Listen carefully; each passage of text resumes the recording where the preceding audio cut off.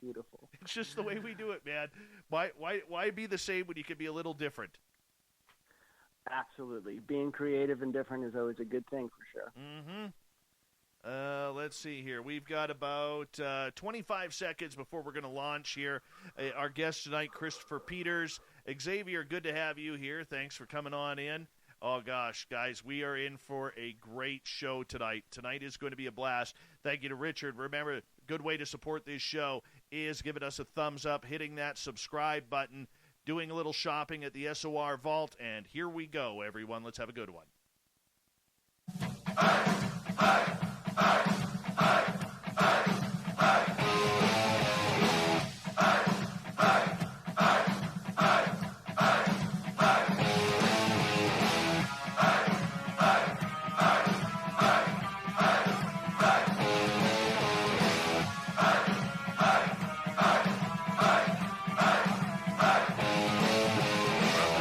Central British Columbia to you listening around the world. This, my friends, is Spaced Out Radio.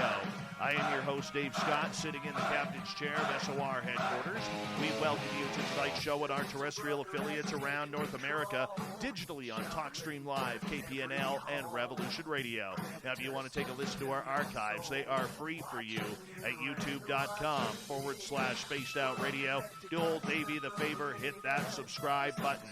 Follow us on Twitter at Spaced Out Radio and on Instagram at Spaced Out Radio Show.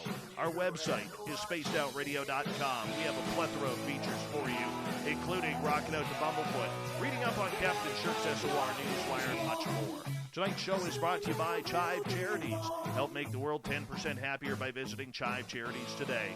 You can find them on our website. Boy, do we have a special guest for all of you tonight. Christopher Peters is the son of a Hollywood producer, Jon Peters. He is also an extraterrestrial experiencer. Christopher was raised in Malibu, California, and after completing his education at Beverly Hills High, then Goddard College in Vermont, he returned to Hollywood and took a position at Warner Brothers Records in the A&R department, signing and developing emerging talent for the label. But acting and producing were in his roots, making movies. Through all the stars and celebrity, the parties, the awards, the concerts, the bashes, all of this couldn't prepare Christopher for the ultimate encounters he started having with aliens from another world. Then at the bottom of hour number 3, I will bring you the SOR Newswire, brought to you by Paranoia Magazine. Christopher Peters, thank you so much for coming on Spaced Out Radio. How are you? I'm doing good. Thank you for having me. I'm excited to be here. It's a great honor. I really appreciate it. Thank you. Not a problem. Now, your name has been kind of quiet as you've been lurking around this field for a number of years, but it's only been recently when you reached out to Third Phase of Moon and you reached out to Grant Cameron that you wanted to become public with what was going on with you. Why did you come to that decision? Well, my entire life I've never been into the subject matter ever, really, UFOs or paranormal or anything.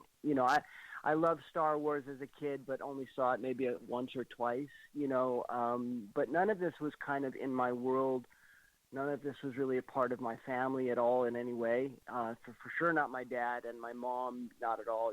She's a spiritual person, but not overly. We didn't grow up religious, none of that.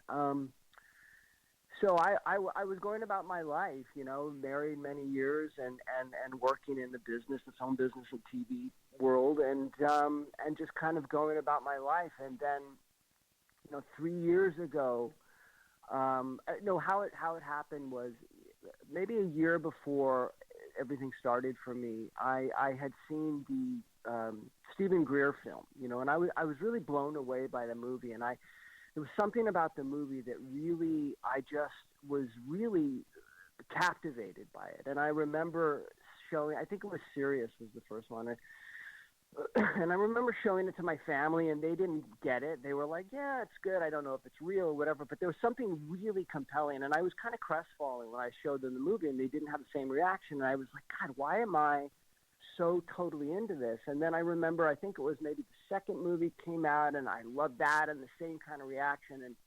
And so I was so kind of blown away by his work and what he was doing in his life.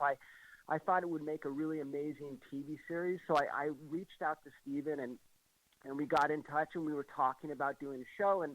And for a moment there, we were going to do something, and I contacted the networks, and they were interested, but it didn't kind of go through because I think that he really felt, at the end of the day, they wouldn't let his show on or whatever his feelings were. So that sort of left.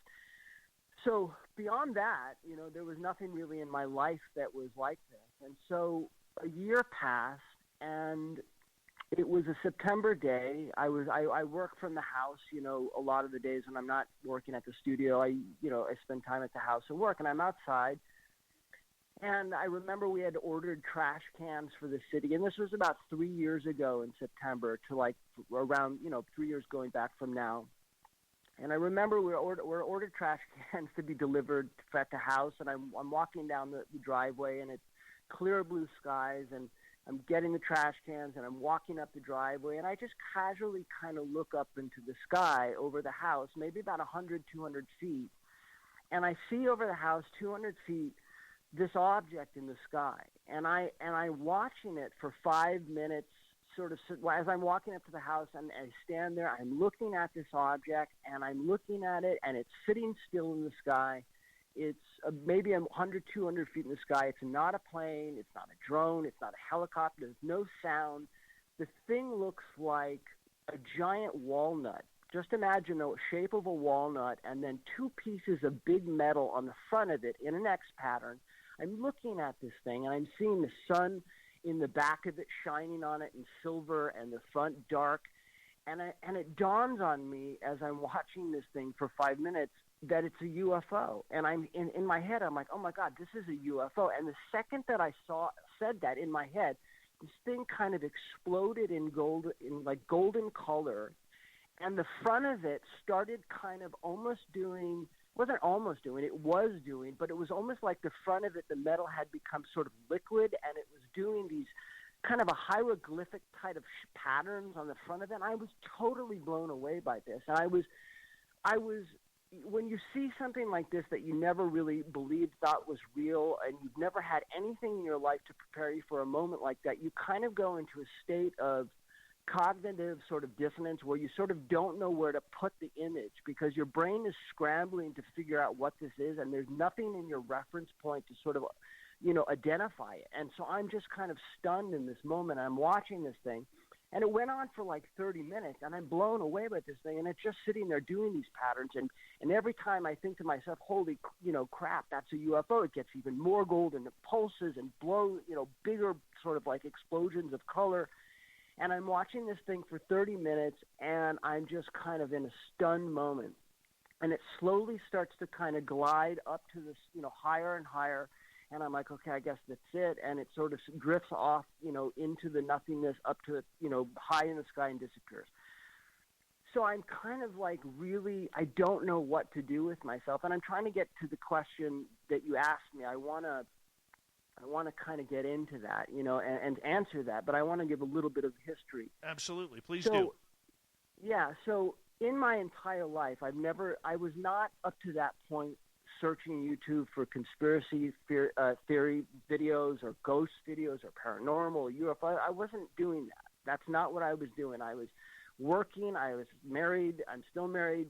And that was it. And so when that moment happened, I was completely blown away, and I was excited. I kind of didn't know what to do or who to call, and I remember after it kind of drifted away, after about 25, 30 minutes, I'm standing in the front of our house in the middle of the day. Cars are driving up and down the street. I'm like, oh, you know what? I'm going to call my mom. My mom is, always been a kind of the spiritual person, not super spiritual, but like the earthiest person I know in my life, and I didn't know that many. So I picked up the phone, I called my mom, and I remember, I'm like, Mom, you can't believe what just happened. I mean, I don't even know what to say. I saw this craft in the sky. I think it was a UFO. It was amazing. I was really excited to connect with her. And I remember that, when I told her this, there was a kind of a dead silence on the other end of the phone. And this is a woman that has been with me through drug addiction. I've been sober many years, over, many, many, many years now, highs and lows, and always kind of been my spiritual rock, my person that I went to that always could kind of show me, the silver lining and stuff and just guide me through storms. And there was a dead silence on the phone, and I was kind of thrown by the silence. And she came back and she's like, I'm really worried about you. Are you taking drugs again? What's wrong with you? Are you okay? And it really, really bummed me out. It really blew me away. And I didn't tell her that as she was saying. I just kind of listened. And so I sort of understood in that moment that we were definitely on two different sort of like points of view about whatever, and something about this subject really upset her. So I kind of backed out of the conversation. I said, no, I'm good. I'm okay. It was just this really amazing thing. I'm sure it was probably something else. I sort of like downplayed it, got off the phone. And so that day I was just kind of my head was spinning, and I kind of went back to work that day. And I remember that night I went to bed and I just didn't know what to think. So the next day I woke up and I thought, you know what? I kind of had this memory of the Stephen Greer film, and I remembered in the movie they use these laser pointers and they do this sort of meditation where they see themselves in space and then see craft in space and show them down to America and the state you're in and down to your street and your house, and it's like a visualization of a calling craft. So I was like working at home that day, and I thought, you know what, I'm going to try this. I'm sure it's never going to happen again. I'm sure it was a one-off, but, I was kind of giddy like a kid. I was excited. So I Googled like where I could buy, laser pointer. There was a camera shop down the street. I went and I got it. I felt like I was buying drugs again because it was like this little secret little like thing I was doing. And so I got it and I put it in my drawer in the kitchen. And that night, I made dinner for everybody. Everybody's kind of settling in for the night, and I'm doing the dishes. It's around 9:30 at night, and I think to myself, the idea pops into my head: you should go outside. You should try the thing and see what happens. Fine, nothing's going to happen, but just give it a try, And I was like, kind of like getting the butterflies. So I said, F it, I'm going to do it. So I finished the dishes. I said goodnight to everybody, and I snuck back into the kitchen, grabbed the laser pointer, and walked out the kitchen door into our backyard. So I'm sitting there in the night sky and out in our backyard, little backyard, looking up at the sky, and I think, okay, I'm going to do this. I'm going to do this. Nothing's going to happen, but I'm going to do it. So I closed my eyes. I took a deep breath, and I saw myself in space. I looked down, and I saw our world. I saw North America. I saw California. I saw our city, Los Angeles, and my street, my house, etc. And then I saw myself in my yard. I opened my eyes. I grabbed the laser pointer. Excuse me. I get a little nervous sometimes telling the story. That's okay. And I pointed up to the sky, and I do the 4 clicks. Boom, boom, boom, boom, boom, whatever. 4 clicks of the laser pointer. I'm waiting. Nothing. I'm just looking at the sky. Nothing. And I'm waiting a little longer. And I waited about 10 minutes. There was nothing. I thought, darn. That was probably just a one-off. Maybe it wasn't what I thought it was. So I was like, okay, I'm going to probably just pack it in and go back into the house. And I started walking towards the house. And all of a sudden, I hear the sound of an owl behind me. And I turn around and I look. And we have a power line that goes, from the pole to the house. And it's maybe about 10 feet above my head, and I turn around and I see this big owl sitting on the pole, on the line that's right above my head, looking down at me. And I'm like, is that an owl? It's gigantic. And I'm like, okay, that's weird. And so I turn back around, going back to the house, and I hear the owl again, and I turn back around and it's gone. And I think, okay, that's weird. So I think, you know what, F it, I'm going to try this again. So I go back into the yard. I walk by, I'm looking around the sky for the owl. I don't see the giant owl. And I go back in the yard, grab a laser pointer. I do the meditation again. This time I do it a little bit slower. I open my eyes and I think, okay, I really want this to happen. I know it's not going to happen, but let's give it one more try. So I grab the laser pointer. I point it up at the sky, and I'm like, okay, here's nothing. Like, let's go for it. So I go 1, 2, 3, and the time that I hit 4, the sky explodes with light, maybe about 100 feet above my head, again, 200, maybe 300 feet, perfect circles of light, boom, boom, boom, boom. I'm like, whoa, and I scream to my wife, Danny, get your butt out here. She runs outside. She's like, what, are you okay, what? I'm like, look, and she looks up, and bam, another big explosion of light. She's like, oh my God, I don't know what that is. It's scaring me. I'm running into the house. So she runs into the house, and I'm just like staring at this. Another like 10 big flashes, and then they're gone. And I'm like, oh my God, wow, it happened again. I'm like, that's amazing. I was just like, wow, I couldn't believe it. And I was so excited. I ran into the house, and I'm like, Danny, wasn't that amazing? And it was just dead silence from her. She just did not want to talk about it. She was totally freaked out, and I got it. But I was just, completely like excited by this, and I was just really I couldn't believe it. I was like, did that really happen? It did. So we settled in for the night. We didn't talk about it anymore. She didn't want to talk about it, and I went to bed that night, and my head again was spinning, and I'm like, what is going on in my life now? What is happening? And so to basically kind of in a nutshell, because so much has happened and is now, nothing has stopped. And not only has it not stopped, but and I'll tell you in detail, but it's from that day in September to now and ongoing, it's been 24/7, like they took me into a cosmic school and said, we're going to cram 100 years of experience and physicality and learning into you in the next 3 years. I didn't know it then, but I know it now. And so what happened is after that night, every single night from that day on, for a good 3 weeks, they were coming over the house, all kinds of different crafts, flashes of light. I was doing the laser thing, orbs, hundreds of orbs flying everywhere that I would not see with my eyes, but I would see with the infrared camera. I bought a Bushnell infrared camera. I'd see the craft with my eyes. And then at one point into 3 weeks, one night, how did it go? So in that first 3 weeks, it was craft every night and flashes of light. And then I started noticing military jets, and this was a big part of it. And there's so much to tell you, it's hard to condense it all. But I started noticing military jets every single night from dusk till dawn, every 5 minutes, flying over our area, coming from the ocean, going north. But these were different kinds of jets. They were silent, and they would also stop in the middle of the sky, and there was no sound to them.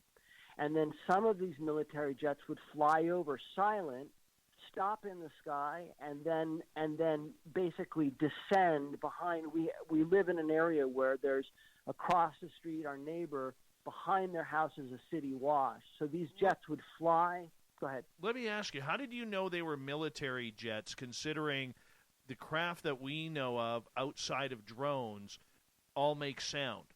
Even the stealth ones make sound. How did I know the jets were military? Yes. Well, and I mean, I assumed that they were military one night. This is what started that thought, was because they were these big jets that I had never seen before that made no sound and stopped in midair and slowly hovered down into the city wash, and then slowly hovered, like about 2 or 3 minutes later, would slowly ascend from the city wash, like silently up in the air, and then they would start to fly away. And as they would get, let's say, maybe a couple blocks away, then you would hear the sound of a jet behind you, hundreds of yards. But really, why it started was one night in that 3-week beginning period, I see this big plume of smoke, like when helicopters are landing in, like, you see footage of Vietnam and they're landing in Yes. rice fields and they throw this So one night, I'm outside with seeing our UFO craft flying around over my house, and I see these jets. They're coming in every night, every 5 minutes, dusk till dawn, doing the same thing. Then this one night, I see this smoke plume. Before I see a jet, I see in the city wash behind our neighbor's house, which is like 20 feet behind his house, I see this giant plume of smoke. This thing drop from the sky, giant plume of smoke. And then I see this jet landing, flying over that neighbor's house, stopping in midair, no sound, and descending down, and then ascending up into the air with these other kinds of like craft that look like different kinds of planes I had never seen before. And then I started to kind of get the idea that this was not a commercial thing, and it had to be something military. That's where it started. And then from that point, what happened was, in that first 3 weeks, maybe a week later, I'm outside in the front of our house, and I'm watching the craft, the good guy craft, fly everywhere around, and I see this thing fly over the house that is this black. I thought it was a UFO. I had never seen a helicopter like this. It was dead silent, and I run to the middle of the street, and it's this black helicopter that comes in that looks almost invisible. It's so black. There's no sound, and I'm standing in the middle of the street, and this thing is hovering right above the street light, about 30 feet in front of me, above me, like 30 feet in front of me, maybe 50 feet in the air above me. There's no one else in the street. I'm standing there. The door slides open on the thing, and these two, I'm assuming Army people, I don't know, whoever, are looking at me. There's like all this light stuff. It totally freaked me out. But I'm digressing with the military thing because I still don't know 100% all about that. So let me get back to, but this was all happening at the same time, okay? So that first day in September and every night since then, in that first 3 weeks, we're having craft, all kinds of UFO types craft flying over the house. I'm filming hundreds of orbs flying with the infrared camera. I'm still not seeing all this with my eyes, etc. But I'm just getting bombarded with an ocean of this like contact and all this other weird like military stuff. So about 4 or 5 weeks into it, I wake up one morning and I have 2 scoop marks out of each shin. And I have dots that look like somebody took a needle, when you get like a shot at the doctor. I have maybe 100 dots of circles within circles within circles on my left ankle. And I'm like, where did that come from? Like what? And I have bruises on my body and different things. And I'm like, what's going on? So that night, I go out that night, and I'm standing in front of the house. I'm seeing all different kinds of craft flying over. I'm filming on my infrared camera the orbs. My entire life, okay, I've seen the night sky just as we all have, which are stars millions of miles away, and I see, the moon 100, whatever, a million, whatever it is, thousands of miles away, just like everybody else. The night sky, I see it the same way. On this night, this is about 4 weeks in, I look up at the night sky. I'm standing in my driveway. Nobody's out there. It's nighttime. I've got my Bushnell infrared camera. I'm filming the orbs. I'm filming the craft. I look up at the sky, and all of a sudden, the stars in the sky look 10 feet over my head. Literally, 10 feet, 100 feet. They're moving. There are stationary ones. They're all in these triangle shapes. There's long lines of electricity connecting each star. They look 20 feet over my head, 50 feet over my head, 100 feet over my head. Some of them are moving. Chris, some of them are. I'm going to get you to hold on. We're going to take it right up from there because we do got to go to break here at the Go bottom ahead. of the hour. Hollywood movie producer, director, Christopher Peters, his AT experience coming up on Spaced Out Radio next.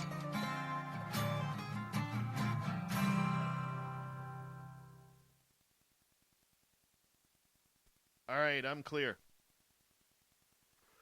Are we back? The audience can hear us, okay? Okay, So we're good. still hot to mic here during the breaks. Okay.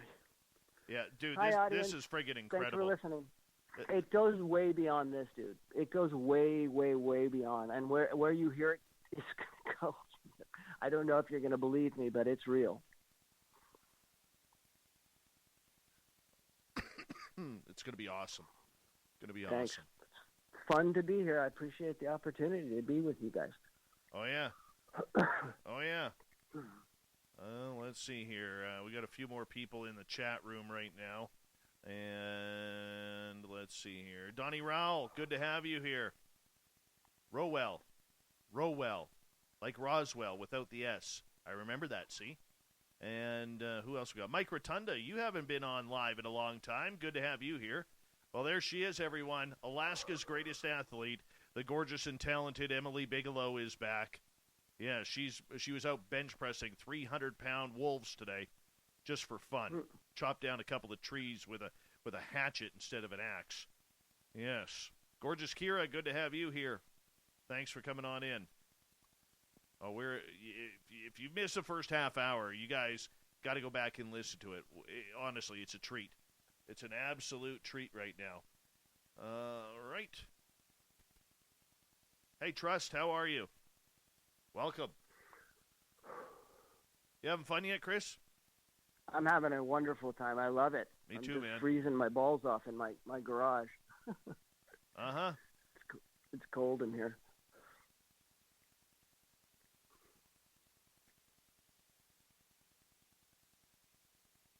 Well, come to my house. Let's see how cold you get. Oh, I'm sure it's much colder up there. Is it just icy? Well, let's do a temperature check right now. Let's do a temperature check here. Right now, it's 29 degrees Fahrenheit and a balmy minus 2 degrees Celsius. That's T-shirt weather. Wow. Yikes. That's cold. Oh, no, that's nothing yet. That's nothing yet. We're just warming up here. Colding up, I should say. How cold does it get, like, at its worst? The worst that I have been in since I moved up here from the Vancouver area, last year it got to minus 38 Celsius. Wow, that's cold. So that is about it's about minus 30 Fahrenheit. That one hurt. Yeah, that'll freeze your balls off. Yeah. For sure. Oh, absolutely. Yeah, those ones suck. Those ones suck. Do you bring like a snowsuit, or how do you go outside? You never go outside. Well, when you go outside, you make it very quick. Yeah, I bet. Yeah. The weather is up here because it's much drier. Yeah. You're good until about I normally start to get really cold after about minus 17 Celsius. So that's when at minus 20 it hurts. It hurts. That's why I keep your pipes freeze. I bet all your water freezes. Got to shut down the pipes at minus 50. Like when you get into that like minus 40 plus. Yeah. I mean, they don't cancel school here until it's like minus 36 degrees because the buses can't run at minus 36. Yeah. Oh my God. Oh yeah. That's funny. So walking my son to the bus stop in like minus 30 degrees, that sucks. Yikes. Those are the mornings where he's going to take his time. You're going to earn your father's stripes on those mornings. Yes, completely. Oh my God. What's his name? Colby. That's a beautiful name. Yeah, he's a good boy. You're a lucky person. Thanks, man. I appreciate that. Yeah. Hey, Mary Bone. She's a vegetarian, everyone. Mary Bone. Anyways, had to get that in there. We've got about 1 minute. 1 minute. And big thank you to Richard Lewis, Alien Girl, for the super chats. It's a great way to support this show. Great way to support what we do is hit that thumbs up. If you're new to our show, and hey, Polar Eclipse, how you doing? If you're new to our show, make sure you hit that thumbs up. We are striving for 15,000 subscribers by May 24th, my birthday. May 24th, my birthday. I want 15,000 subscribers. That's the goal here on this channel. So make sure you hit that subscribe button. We really would appreciate it. Christopher Peters is our guest tonight. We'll bring him back. We're going to go back live in about 20 seconds. All right.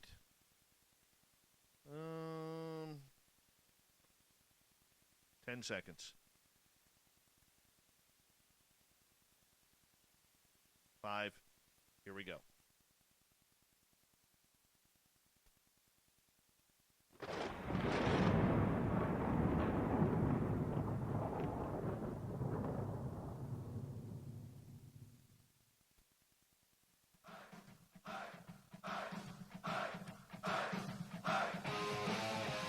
Second half hour of Spaced Out Radio is underway tonight. My name is Dave Scott. Thank you so much for tuning us in live. We really do appreciate it. I want to remind you that if you've missed portions of this show or others, check out our free archives by going to youtube.com/Spaced Out Radio. Do me the favor, hit that subscribe button. Our website is spacedoutradio.com, where we have a plethora of features for you, including rocking out to Bumblefoot and reading up on Captain Shirk's SOR Newswire. Follow us on Twitter at Spaced Out Radio and on Instagram at Spaced Out Radio Show. We continue on with a real-life story. Christopher Peters, Hollywood elite, E.T. experiencer. Christopher, welcome back. Thank you very much. You're very welcome. Let's continue with your story here. Absolutely. And again, thanks for having me. I appreciate it. It's wonderful it's such a gift to be able to connect with you guys and get the story out and really tell people this journey, because it's about us all, about all of us at the end of the day. This is what this is all about. So where I was, it was 3 weeks in, craft every night, and now, having these military planes fly over that have no sound, that stop in midair and hover behind, and smoke plumes being dropped, and military planes dropping down in the back of a city wash in a residential neighborhood, and then hovering back, ascending in the sky with no sound, and all of this crazy stuff. And then about 4 weeks into it, so what I was saying is it was just this 24/7 thing. And then around 4 weeks into it, I wake up one morning and I've got 2 scoops of literally little chunks out of each shin. And then on one of my ankles, I have 1,000 little needle pricks that look like circles within circles within circles. And I'm like, where did that come from? And so that night, and what I was saying before is my whole life I've seen the night sky like we all have. Stars 1,000 miles away, nothing special. I mean, the night sky is beautiful, but nothing different than that. So on that night, I go out, in front of my house in my driveway, and that's kind of where I like to see everybody. And that night, I'm filming orbs with our infrared camera, and I'm seeing craft. But on that night, I casually look up at the night sky, and all of a sudden, I'm seeing stars in the sky 20 feet over my head, 50 feet over my head, 100 feet, literally with my eyes. Something had changed. It wasn't a one-off. It was constant. And so from that moment, I'm staring at the sky, and I'm going, what happened to my eyes? I'm looking at the night sky, and it's almost as if everything had become miniaturized in a way. Like, I don't know how to describe it. The planes look like little toys flying in the sky. The stars were right above my head. I literally felt like I could reach out and touch them if I stood on my roof.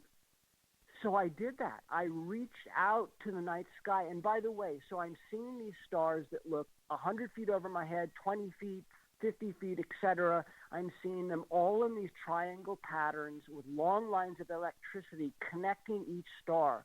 I'm seeing some stars in the night sky moving on their own over my house.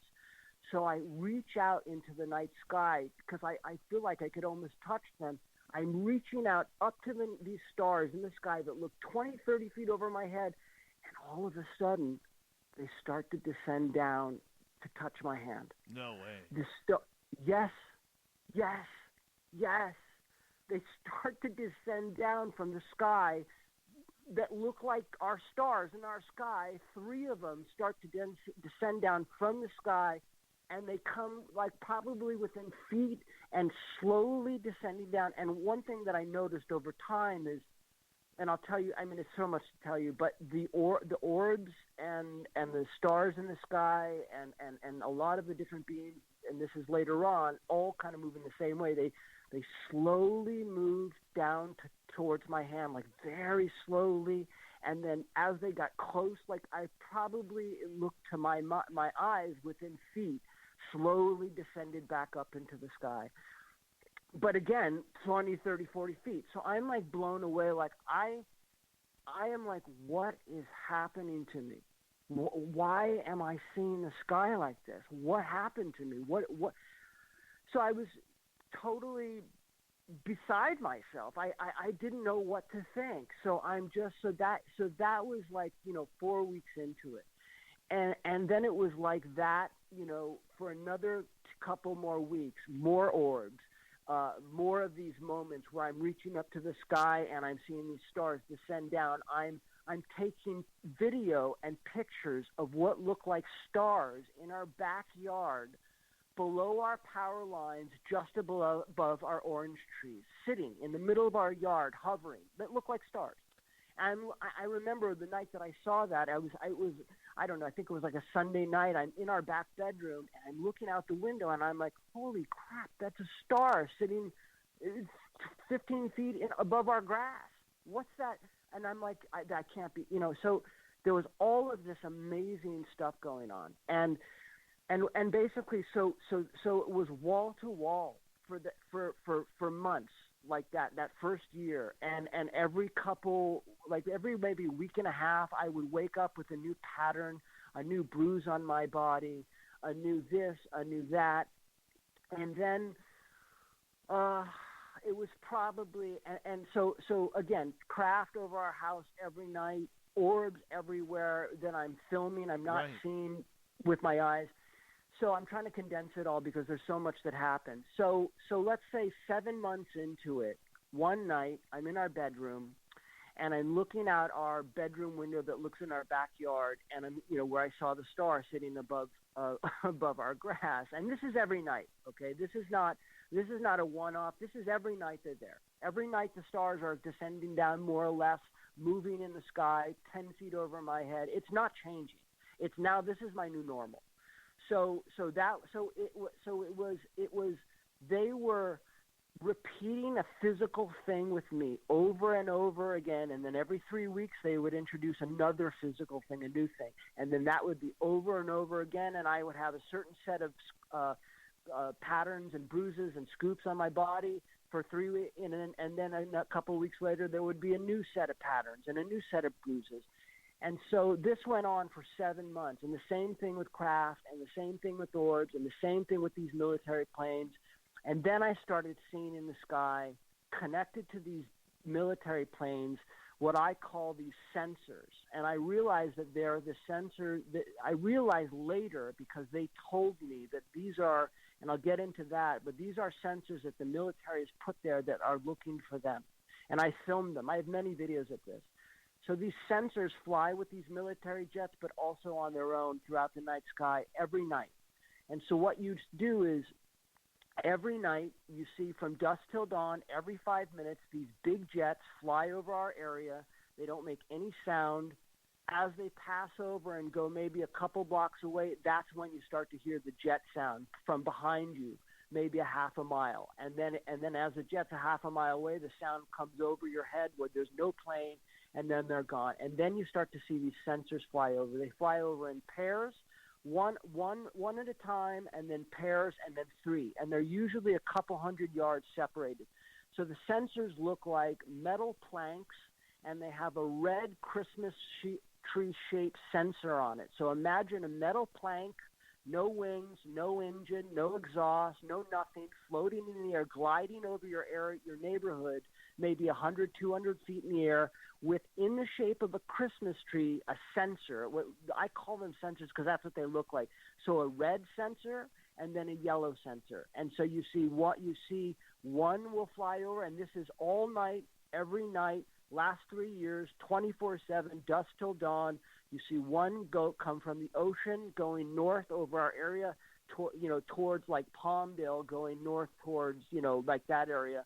And then and this is every night on the hour, at a certain hour, at a specific time, you'll see that first one come over, and then you see the pair. Maybe an hour later, you see a pair of sensors, 100, maybe 150 yards apart, flying in tandem, same kind of thing. And then maybe a half an hour, 40 minutes later, you'll see three of them, and they're usually always followed by these military jets that are either. So, Chris, I want to ask you a quick question there. Have you filmed any of this? Oh, yeah, I've got hundreds of videos of them. Hundreds. This is not me making stories up. This is hundreds of videos, all of it. The jets hovering in the air, all of it. This is all real. This is all real. Are you planning on releasing those videos? I have them. There's tons of them up. I have over 200 videos on YouTube. But let me go forward because there's a lot more to tell. But yeah, absolutely. And the thing is that I was a guy, even though I was in the film business, I never owned a camera. I didn't even own an iPhone. I had a flip phone. I was not a tech guy, nor did I give a crap. But this experience, I had to buy a camera. So it's not like I had like the best cameras in the world and knew how to do stuff. So I was like finding my way and getting better as I got. But yeah, so that first year, 24/7 craft, orbs, marks on the body, and those marks would usually fade and go away after a couple days, and they were gone. So about 9 months into it, maybe a year into it, I'm in our bedroom one night, and I'm looking out in our garden, out the window into the garden. And here we are with another physical change. The night, maybe a couple days before, I had woken up, and this is about a year into it. Let's say I'm getting my dates wrong, but about that year tip. I wake up in the morning, and I'm a guy who's never had a surgery in my entire life, ever, not one. I have no scars on my body. I have nothing. I wake up that morning, and I go into the bathroom to brush my teeth, and there is a scar with suture marks going from my neck all the way down my chest in the middle between my pecs to my belly button, with suture marks all the way down, still there. And I'm like, what is that? And then I look to the left, and on my left pectoral muscle are two triangles, one in scars, one big triangle, and at the tip of the triangle is like a dash at the tip, and then a smaller triangle and scar, same thing with the dash at the tip. And then I look down below that pec, same pattern below in scars, and then on my gut next to the scar going from my neck to my belly button is two parallel lines in scar tissue with boxes in each side of the scar tissue, and then a triangle at the tip, at the bottom of those parallel lines, with the tip of the triangle touching the bottom line of the parallel line where the boxes are. And I'm like, wow, man, wow. Like, what? I wasn't in pain. It didn't hurt. It looked as if somebody took either like a laser or some kind of thing that made a pigmentation in the skin that could do design in the skin, but that was a scar, but was so faint, not faint, you can see it clearly, but that it didn't disrupt the skin in a way, and I don't know, but it's there. It's still there today. So that happened, and then that night or a couple days later, I'm in our bedroom. I'm looking out our window. It's nighttime, and I'm with my little kitty Ween, and we're sitting there. And up to that point, I was not seeing orbs or beams or anything with my eyes. I was filming orbs with the infrared camera, hundreds around me, hundreds every night. Flying. I brought my friend Joe over, who taught the Bible as literature at Harvard, and he's like not a believer. He's in his 80s. He's like totally, but a great dude. I brought him over. I'm like, Joe, check this out, and I give him the infrared camera. He's like, what in God's name is that? And he's seen hundreds of orbs flying everywhere, and he's like, it freaked him out. So that night, I'm in our bedroom, and I'm looking out our window, and all of a sudden, I went from seeing the garden and the nighttime and the night, just normal air. I'm seeing hundreds of black streaks flying everywhere. with my eyes, flying everywhere like an ocean, like fish, like millions of fish swimming through the ocean. But just imagine air, nighttime, black streaks flying everywhere. I'm like, I don't know what I'm looking at, but I don't know what that is, and it's not going away, and I'm seeing it.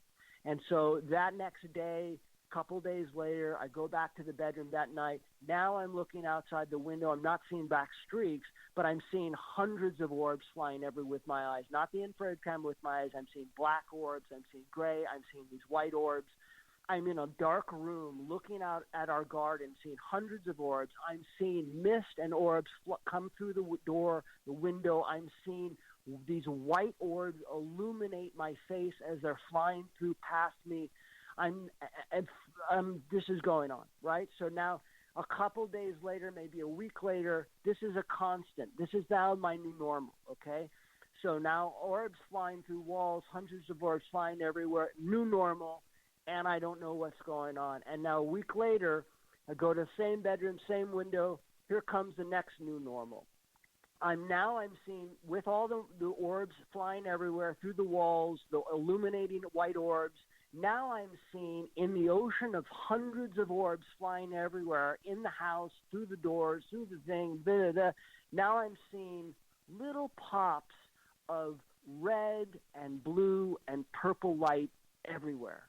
I'm seeing, and I'm like, and I'm seeing all the black orbs. I'm seeing all the white orbs, all the gray orbs, but now I'm seeing these purple blue orbs with this electricity inside of them. And I've seen they're everywhere. And so this goes on now more and more, right? So that becomes now the new normal. Now so I'm trying to skip forward. So let's say, so this is now my new normal. So now I'm like a couple weeks later, let's say I'm in our living room on the couch. Everybody's asleep. I'm on the couch. I'm seeing now hundreds of orbs everywhere. Right? It's my new normal, and I'm seeing now specifically these blue-purple orbs that are everywhere. Everywhere I go, during the daytime, the house, everywhere. They're in every corner of the house. They're in every inch of the house. I'm seeing them. I'm sitting on the couch one night, and I'm just watching this, right?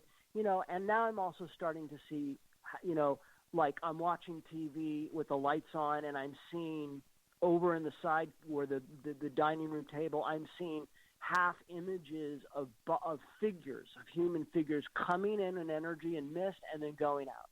And I'm like freaked out. The cat's looking. So I'm trying to condense this all because so much has happened and so much has continued to happen and so much. And now I'm in right now at this point in my life, I'm in full relationship with them. It's way beyond what I'm telling you. So, but at that time, it's at night. I'm on the couch. I still don't know who they are. I know that there are UFOs. I know I'm seeing all these orbs. And now I'm seeing sparkles of light. And now I'm seeing all these blue-purple orbs with this electricity inside of them. They look like blue-purple orbs with red, purple, blue lightning bolts inside of them, right? And so I'm sitting there on the couch, and I'm seeing her flying around, and I reach my hand out to one of them. And one of them slowly, just like the stars in the sky, they move the same exact way. Remember I told you that? Yes. The stars slowly come down and then slowly recede. That's what this orb did. And now there are hundreds of them around me. And I'm seeing this orb slowly come towards my fingertips and then slowly recede. So that went on for a couple days, and then they started to and then I started to be able to touch them. And then one night, I'm watching hundreds of orbs flying around, and then all of a sudden something changes, and now they're all around me. They're in the palms of my hands. I'm touching them. I'm basically touching them. What do they feel like? Yeah, go ahead. I'll tell you. I'll tell you exactly. And I'm trying to condense because it's so much happened all the time, 24/7. There's so many little transition points that we did with each other where we got to know each other, where they were teaching me things and ways that our friendship and our relationship evolved and to where it is now is way beyond even where it was then. But that night when I was able to, basically there was this beautiful orb in my hand and there were thousands of orbs all around me, and I thought that they were, anyways, let me just say this. So when I touch them, they have I touch the outside of the orb body. I was going to say his body, the orb body, and there's a velvety touch to it, and a little bit of a static electricity charge, a soft velvety feeling to the exterior of the orb. And so this kind of went on every night. And then one night I got the idea, because now they're in my hands, they're everywhere, they'll fly up to my hand, I'll touch them. So on this night later, maybe a couple weeks later, I'm holding this orb in my hand. And on one hand, I basically think to myself, what would it be like I wonder if I can expand them. So I grab those orbs in the palm of my hand, and with my other hand, I put my hand, one finger on the top and the bottom, and I slowly spread my fingers, and this beautiful orb expands in my hand as big as I can move my fingers. The orb goes and then smaller and big and small. So I think, oh my God, that's amazing. I go, wonder what it would look like if I look through the orb. So I literally took this orb in my hand and I looked through the orb. I expand. And when I looked through the orb, the most amazing thing I saw, I look through this orb and I see a tunnel of orbs from the orb that's in my finger going all across our room to the other side of the house. I see this tunnel of orbs. All the orbs are connected. And then coming through from the other end of the house is this red orb traveling through this tunnel of orbs to me, pops out this little orb and flies away. It was the most amazing thing. This becomes the new normal, okay? So it just goes on and on from there. So now I'm with the orbs.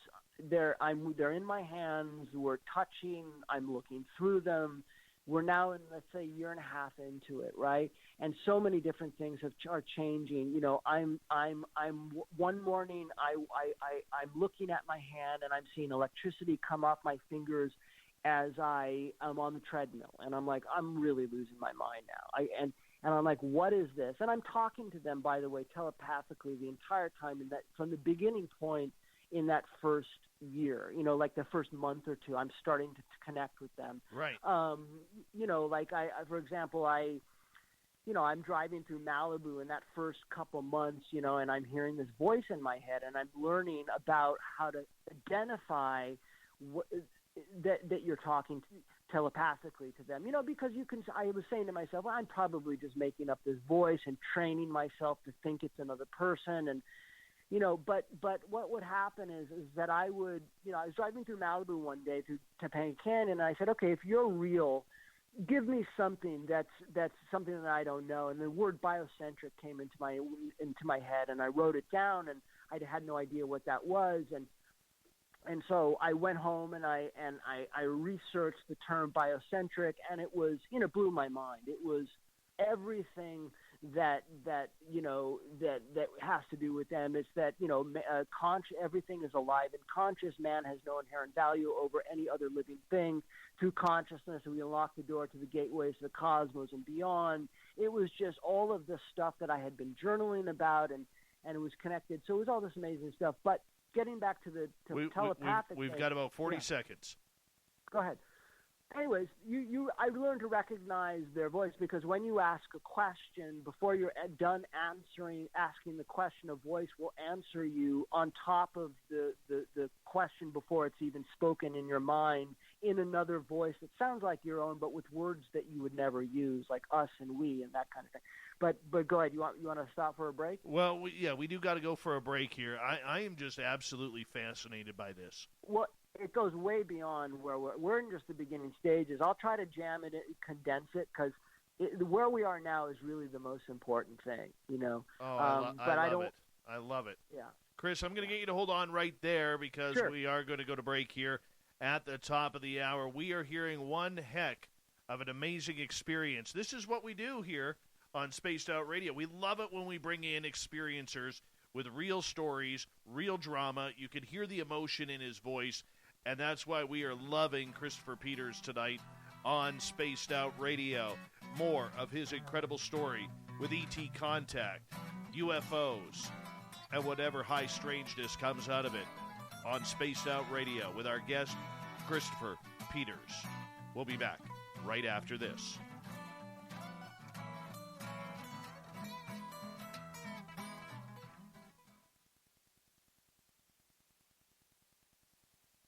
There we go, man. We're clear.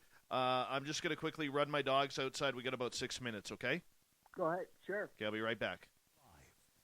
You'll find a great selection of talk shows covering UFOs, ghosts, strange phenomena, and much more. Download the Paranormal Radio app now and start listening to the very best in paranormal talk entertainment, including the network you're listening to right now, the Paranormal Radio app, free in Google Play and the iOS App Store.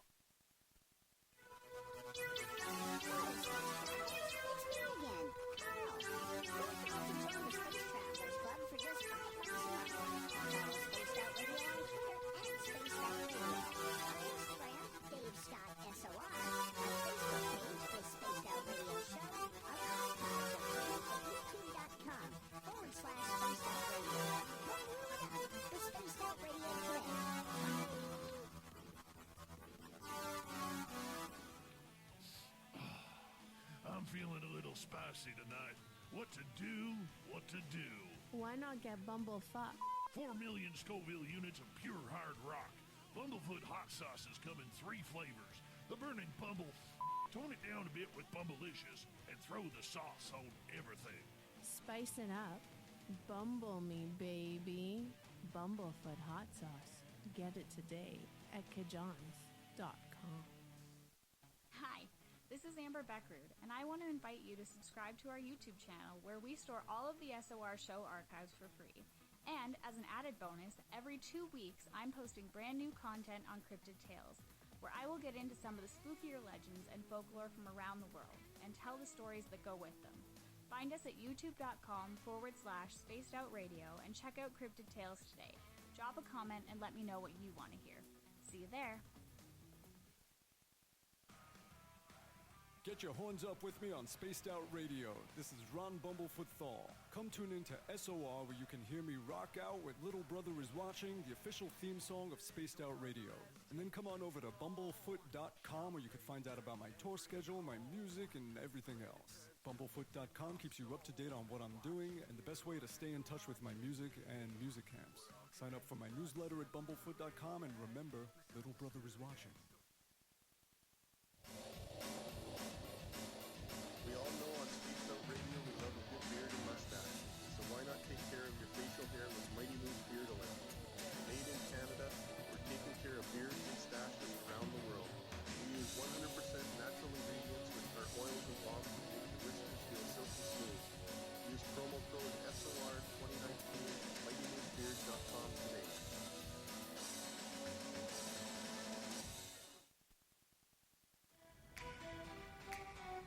Are you an experiencer of something strange that can't be explained? Do you want help finding out what's going on? I'm Ryan Stacy, head of the Experiencer Support Association, otherwise known as TESA.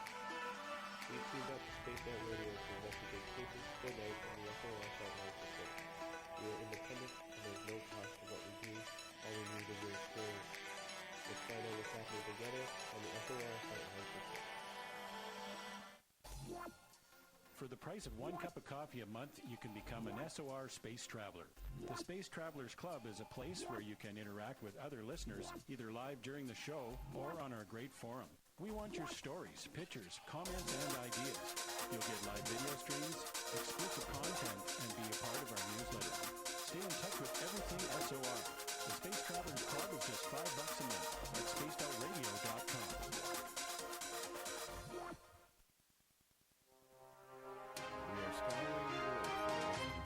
Stories of your day.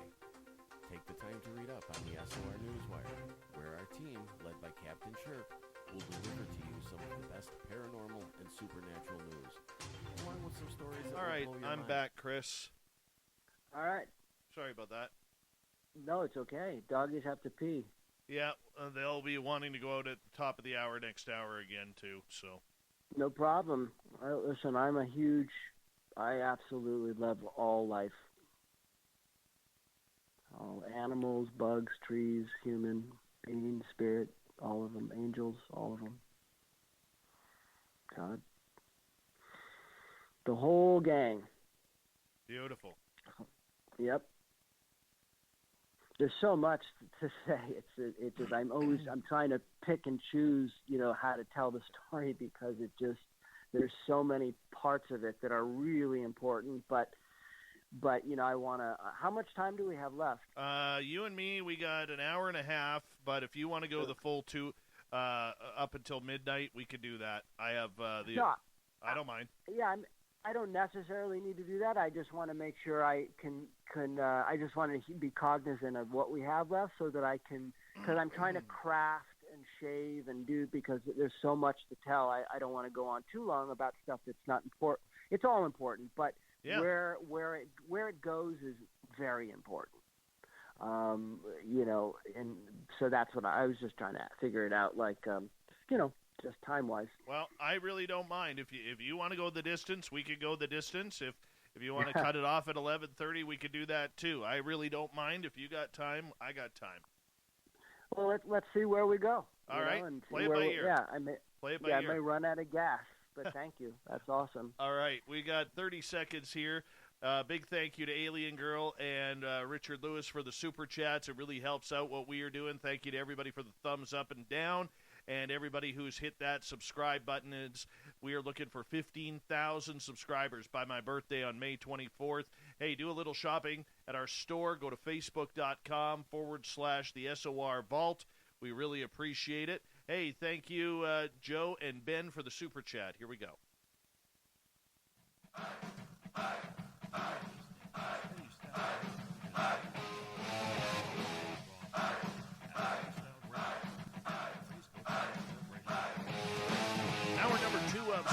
Radio is now underway. My name is Dave Scott. Thank you so much for taking the time to join us.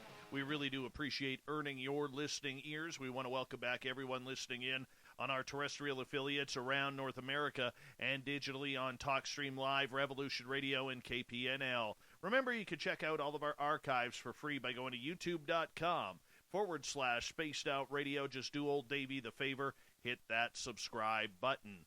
The Desert Clam has set the password for tonight in the SOR Space Travelers Club. What do you got for us, Clam? Oh, there it is. Palacesia.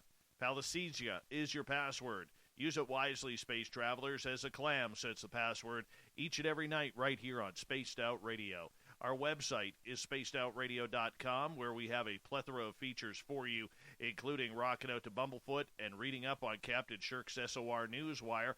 Follow us on Twitter at Spaced Out Radio and on Instagram at Spaced Out Radio Show. We continue on tonight with our guest, Hollywood movie producer, director, Christopher Peters. He's an experiencer, and what a story he has for us tonight. Christopher, before we get started, you mentioned earlier that you have your videos of these craft and orbs on YouTube. What is your YouTube channel? Yeah, it's Alien U.S. Government UFO. So I think it's like capital A, Alien, and then capital U.S. Government, capital UFO. Alien U.S. Government UFO. Yeah, there's a S-load of videos there. Well, yeah, I appreciate that. Yeah, absolutely. So yeah, check it out, and there you go. So that first year, okay, so there was, it started in September during the daytime, and then it was from that point on, literally every single day, 24/7. Meaning every night, UFOs, and then it would build every couple of weeks. It would build, and they would add, more craft and more orbs, and it was just wall to wall and marks on my body, and then and in that first couple of weeks, starting to notice this military thing and the sensors, and that really, and that helicopter, that black helicopter thing, that terrified me. When I first started to, after that first day, when at night, when I would see this beautiful cosmic family that we have, and I was having that experience with them, it was the most profound, loving. I remember one night, I remember the first time I really felt that feeling.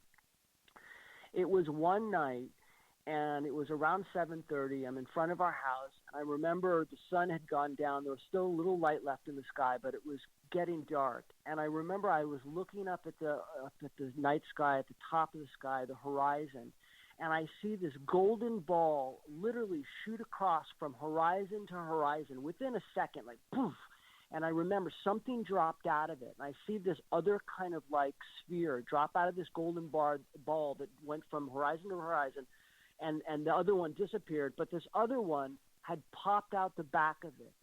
And I'm watching this thing, maybe 700, 800 feet, 1,000 feet in the air, slowly drift kind of in a snake pattern down towards me. And I'm watching this thing, and it's a glowing golden orb that's coming down and down and down and down and down. And I'm standing there, and I'm looking at our roof, and it gets to like maybe like a half a foot above the roof, and I'm face to face with this. And I remember in that moment, that was the first time I was terrified, because that was the first beginning. In the beginning, when you start to experience this stuff, it's one thing to see movies and see UFOs and aliens and orbs and stuff in movies, but when you experience something in real life that's right there in front of you, there's a terror because that is so primal. I had never felt that before. I had never felt in my spirit, in my body, and I was shaking. My legs were shaking like that adrenaline shake. My heart was pounding. I was so afraid, not from them, but from all the propaganda that I had seen over the years about movies and scary this and all these different things. And I was there in reality, face to face, and I was terrified. But there was something in me. There was something in me when that beautiful being, that orb, was a half a foot above my house, face to face with me, and I'm looking in the direction facing our house at the roof. I was hit in my heart and in my gut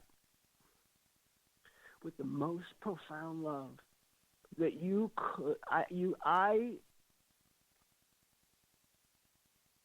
There's no words to really describe this feeling and the connection. The most compassion, the most connected, the most love, the most gentleness, a gentle energy and focus and observation and compassion, and this explosion in my heart, and then something in me, in my terror, reached out and was like, I love you. I want to know you. I don't remember the words, but I was reaching out because I had a quick flash of thought in my mind that must have been a second of a huge download conversation I was having with myself, which is, I'm terrified at my core, and yet I'm feeling the most profound love that I've ever felt, and I don't want to lose this. And I reached out back to this, whoever this was, with love. So that was an amazing experience, and I'm sitting there, and I'm just feeling drenched in this feeling and consumed by it, inside out, pouring out through my skin, just completely connected. And I'm watching this beautiful golden sphere slowly disappear, slowly go away. And I can remember seeing the outline of it. He was totally gone, but I knew he was still there, and I could see this faint shadow of an outline in the night sky right there. So that was a most amazing experience. And it was never terrifying from them. It was the experience was terrifying in the beginning because I didn't know who they were and it was unknown. But the more that it happened, because it was happening every day, the more that I kind of got used to them, and they had never done anything to scare me. But what did terrify me and what was so haunting were these military jets that have not stopped. And especially that in that first couple of weeks, those black helicopters, that was really scary. And that was a real unknown to me. Right. Somehow this experience with them, meaning the good guys, somehow, even though that was so unknown, it felt like a safe haven. It felt like a safe haven, and it has never stopped. And not only has it never stopped, but it has expanded into the most beautiful relationship. So let me just go in. So that first year, I did not know who they were, but I was having these moments with them. I was seeing craft in the sky. I was seeing all this orb stuff, all the changes of my body. And then I was starting to see orbs with my eyes, not just through the cameras, but all along were these military jets every night. Every night from dusk to dawn, every 5 minutes, and these sensors, every night, still going. Like the sensors are like on the hour, at the hour, every night, like sentries patrolling a castle, protecting something, or looking for someone. And I remember going in that first year, and I'm talking telepathically with Ethos. That's his name. That was one of the first beings. I knew his name. He told me his name. Told me his name the day that I had learned the word biocentric, and I'd wrote it down. And Ethos couldn't find it anywhere, and then I found it in an ancient. I think it was, I don't know, like an ancient language. I can't remember the meaning of it, but it was a pretty specific type of meaning to the experience that I was having. Anyways, so we're talking telepathically. It's that first year. We're having all this contact. I'm having all these scars on my body, and all my eyesight is changing. I'm seeing all the orbs now, and they're coming in the house. Now I'm seeing sparkles of light. Now I'm touching orbs. I'm looking through them. All this amazing stuff, right? But all along are these military jets every night, dusk till dawn, every 5 minutes, and the sensor craft every night, and that's really scaring me because they're there. I'm filming them. I'm seeing, and you know, the other guys, the good guys, good. That felt wonderful, but this other stuff felt haunting. So I remember in that first year, maybe about 11, 12 months into it, I'm talking to Ethos. I'm sitting outside our kitchen on the side of our house in the nighttime, around 10:30 at night. Everybody's asleep, and I'm like, you know, I love where our this is going. You know, I still don't know who they are or what they are. But I know Ethos's name, and I know the experiences I'm having, and I'm like, but I don't understand the military jets, and I don't understand what that is, and those other sensor craft that are not UFOs. They look very man-made, but they float in the sky. They don't have they have some kind of anti-gravity technology, the military sensors, but they don't look like UFOs. They look like planks with sensors, et cetera. So I'm saying to him, like, what is that? That really is weird. I don't understand what that is. Why are there military jets flying over a residential neighborhood every night? I said, can you please tell me what that is? And when they talk to me in like one-word answers or a couple words. And he basically said, you don't want to know. And I said, I don't want to know. What do you mean I don't want to know? I'm like, what are you talking about? He's like, you don't want to know. It'll terrify you. And I was like, and that was 12 months into it. And I'm like, wow, it'll terrify me. I'm like, what are you talking about? You know, it'll terrify me. And I'm like starting to panic a little bit. You know, I'm already totally I'm already in that first year. And again, there's so much to tell you guys.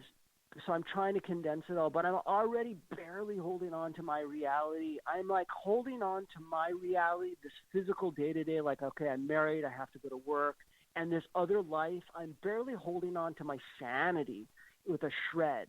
And then so he tells me this, and I'm like, okay, all right, so you're telling me it'll terrify me. I'm like, yeah, I don't want to know. If it's going to terrify me, I don't want to know. But I said to him, I go, look, are we going to be okay? And when I said we, I meant humanity. And he said, you are going to be okay, but you're going to be challenged, but you are going to be okay. We're going to get through this. And that's all he said.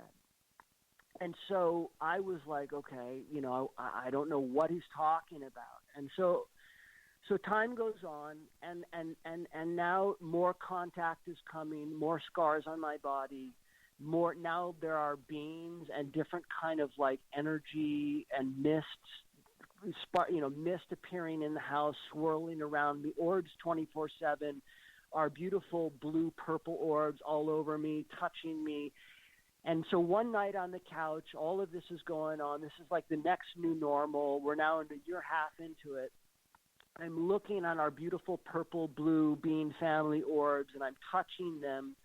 and I'm seeing hundreds of orbs all around my body, hundreds of orbs all around the house. Just everywhere I'm looking, every square inch is orbs. But then all of a sudden, on the couch, as I'm looking at this beautiful purple orb in my hand, and by the way, this is also something that had been going on, another orb would fly up as I'm holding one orb in my hand, would fly up behind my hand, and shoot this blue kind of energy into my hand that would come through my hand into the orb in my palm of my hand. And in the palm of my hands, these images would start to appear in kind of like 3D, sort of like, like that kind of imagery, but emanating from the orb. So, but how that would start is that basically, how did it start? So I would have my palms open, one orb in my hand, one orb would fly behind my hand. Before the energy, there would be this mist that they would shoot into my hand that would come through the orb, that would fill the orb with this mist. So like half of the orb was kind of like open, and the other half was like a half-open egg. So this mist would fill this orb, and it was this black mist that would fill the orb with this black mist. And as I was holding this orb in the palm of my hand, imagine a blue-purple orb, and then the other blue-purple orb shooting this black mist, which was also with this blue sort of energy was mixed in.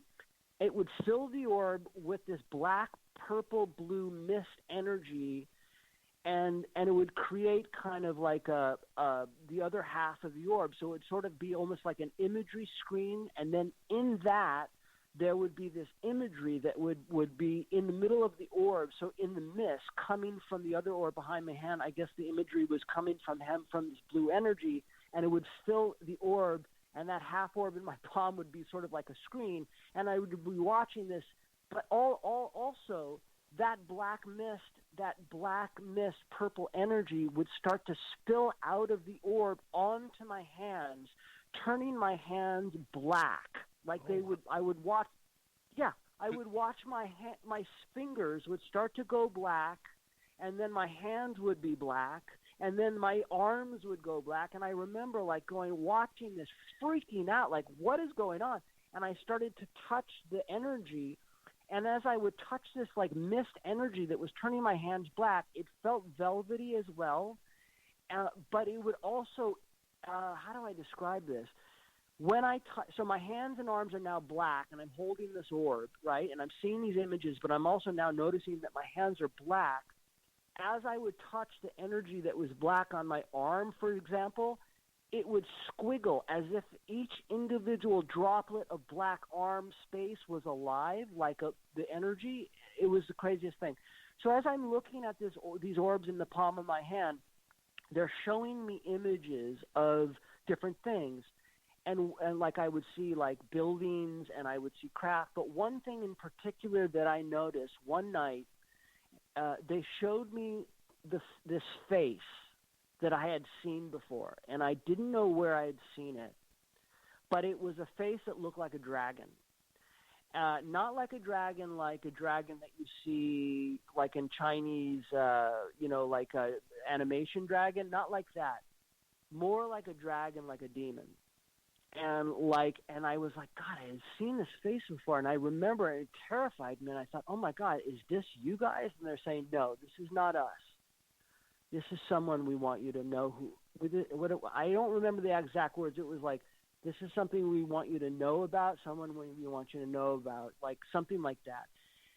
And I remembered, so that night happened, and I was like stunned.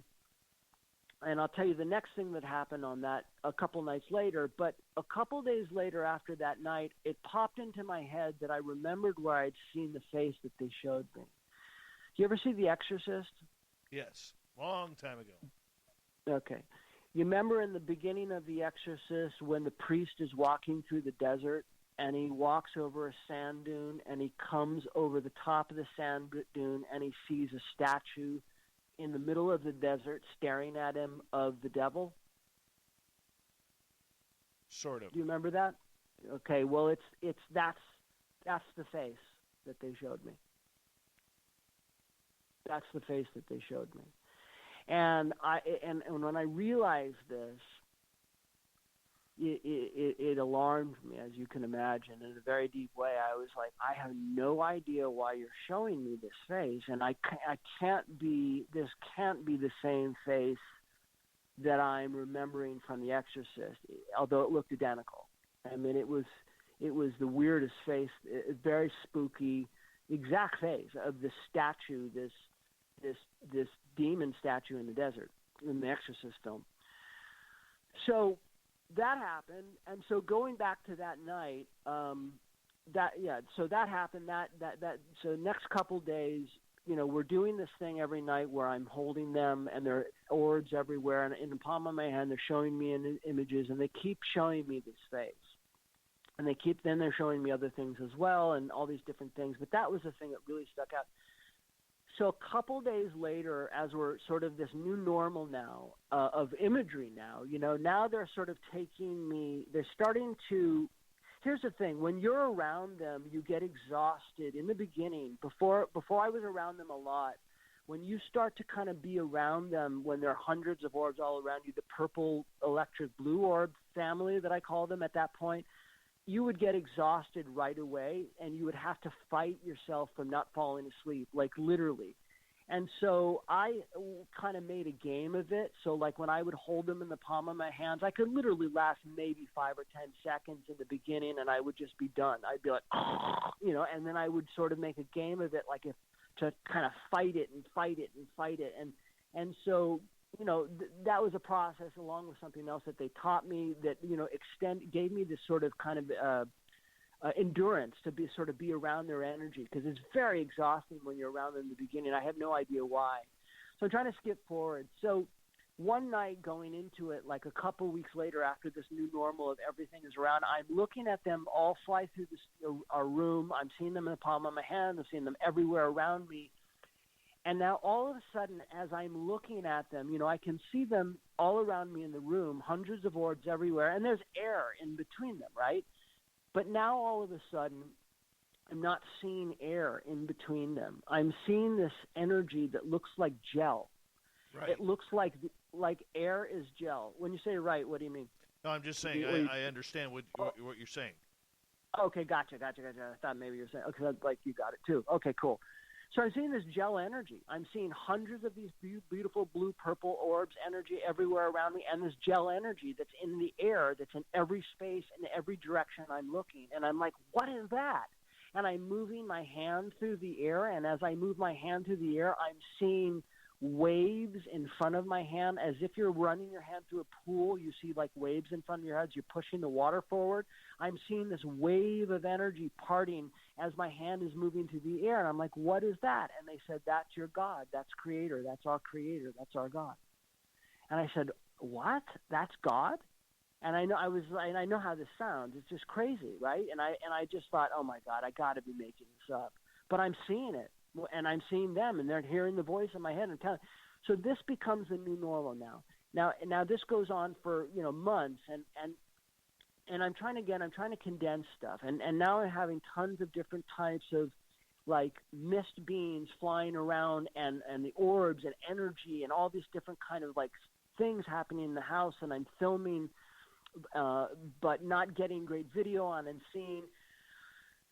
So then I start to get, we're talking, and I'm starting to get all this information from them, and I'm starting to journal. And this is like, let's say, and by the way, let me go back just a little bit also. In that first year, I discovered like this electricity coming off my fingers, and I'm like, what is that? They said, that's our physicality, but it's also a healing gift. Right. It's our energy, but it's your energy, et cetera, And I didn't know what that was, and I thought it was just BS. I thought I was making that up. But that turned into, after me discovering how to sort of actually do it, an actual healing gift, which is really their physicality, but it's actually more than just a healing energy. It's a tactile tool that evolved into me being able to take people through a process of actually knowing them physically, but I actually ended up getting like doctor clients that had healings and all these amazing things that were happening. I'm going to get you to cut it off right there, because we do have got to go to break here at the bottom of the hour.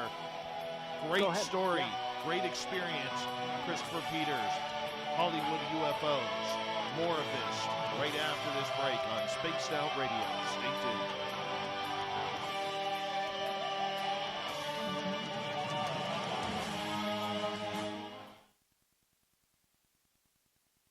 This is good stuff, man. Good stuff. I'm trying to lead up to the most important part, so I feel like, oh, maybe I'm boring people or not, but I wanted to give a lot of backgrounds before I get to the heart of the matter. Yeah, no. You just But run. thank you for saying that. I'm having good. fun, man. I'm good. Me too. I'm having a great time. It's wonderful to be with you, and I'm really enjoying Thank it. you, So brother. I just worry sometimes because there's so much that happened, and it all plays a part to setting the background of who they really are and what's coming and what's happening. And I want to, but I don't want to bore people either, with a lot of stuff, but so good. If it's entertaining, then I'm happy. Absolutely. Absolutely. Yeah. Oh, how's your doggy? What's your doggy's name? I got two. One's name is Doug, and the other one is Shadow. Those are beautiful. Do you watch American Gods ever? You ever see that series? No. It's a pretty amazing series. The reason why I bring it up is because one of the lead characters' name is Shadow Moon, and your dog name reminded me of that. But it's a great series. You check it out. I really enjoy it. It's a pretty interesting show. It's on Stars. I don't know if you get it up there. I just finished binge watching this past weekend, seasons 1 and 2 of The Purge. Is that a series? Yeah, it's on Amazon. It's on Amazon. Oh, right. Yeah.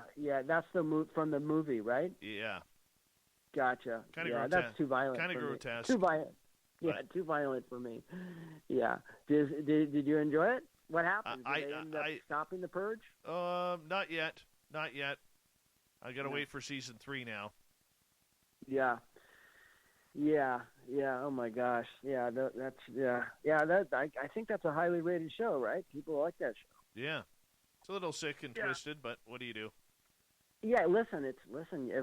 Everybody's got their flavor of stuff they like. I used to be totally into that when I was younger, but I don't. I can't watch that stuff anymore because too much of that is real and coming. Yeah, unfortunately. Yeah. No shit. No shit. Yeah. It's too scary. I know. Yeah, but that's cool. But yeah, American Gods is an interesting show. It's basically the premise is the old gods of the world versus the new gods of technology and money and all these different things. It's pretty interesting, kind of created by what's his name, Gaiman, Neil Gaiman. He's a great writer, great creator. One of his books. I think you might like it.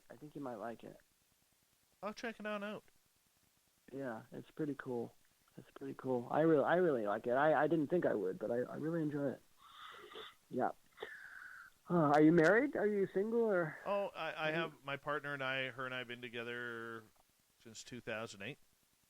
That's beautiful. That's wonderful. What's her name? Jolene. Nice. Yeah. I don't talk much about my family on the air. Oh, okay, gotcha. Yeah. Yeah. No, that's okay. I totally respect that. Yeah. Yeah. Yeah. Do you have any cats? Any cats? We got 2 cats. Nice. I don't even know what their names are. I just call them all Puss. It's easier. You have one son, you said? One son, and then we got I have my daughter who she'll be 22 this month. My stepdaughter is going to be 18 next month. Oh, you got a full family. Wow. Yeah. It's nice. That's beautiful. That's wonderful. That's are they all together with you or no? 2 of them are. Do they live in 2 of them? Yeah. They live. Where are the other ones? The oldest lives down near Vancouver. Gotcha. She's doing her own thing. Yeah. Well, that's what people do, right? When they get older, they move out and see the world. Exactly. It's good. It's good. all good. Good. You're blessed. Thank you, man. I think so. Yeah. I think so. You are. Yeah. You definitely are. We got to get down to California and hang out with you and see some of this stuff. I would love that. I'd love to show you. I'd love to hang out. I'll send you I'll send you some videos. Yeah, I would love to come down and hang out and watch you with some of that stuff, man. You're more than welcome to. Yeah, it's every night. It's every day. Yeah. Now I'm having the most amazing. It's just even more now. Now they're really. I'm having like these amazing like spirits like showing up on camera, like these big twirling colored smoke all around me and on film, just and over again, clearly there, and it's amazing. Just here we go, my friend. Hold on 1 second. Yeah.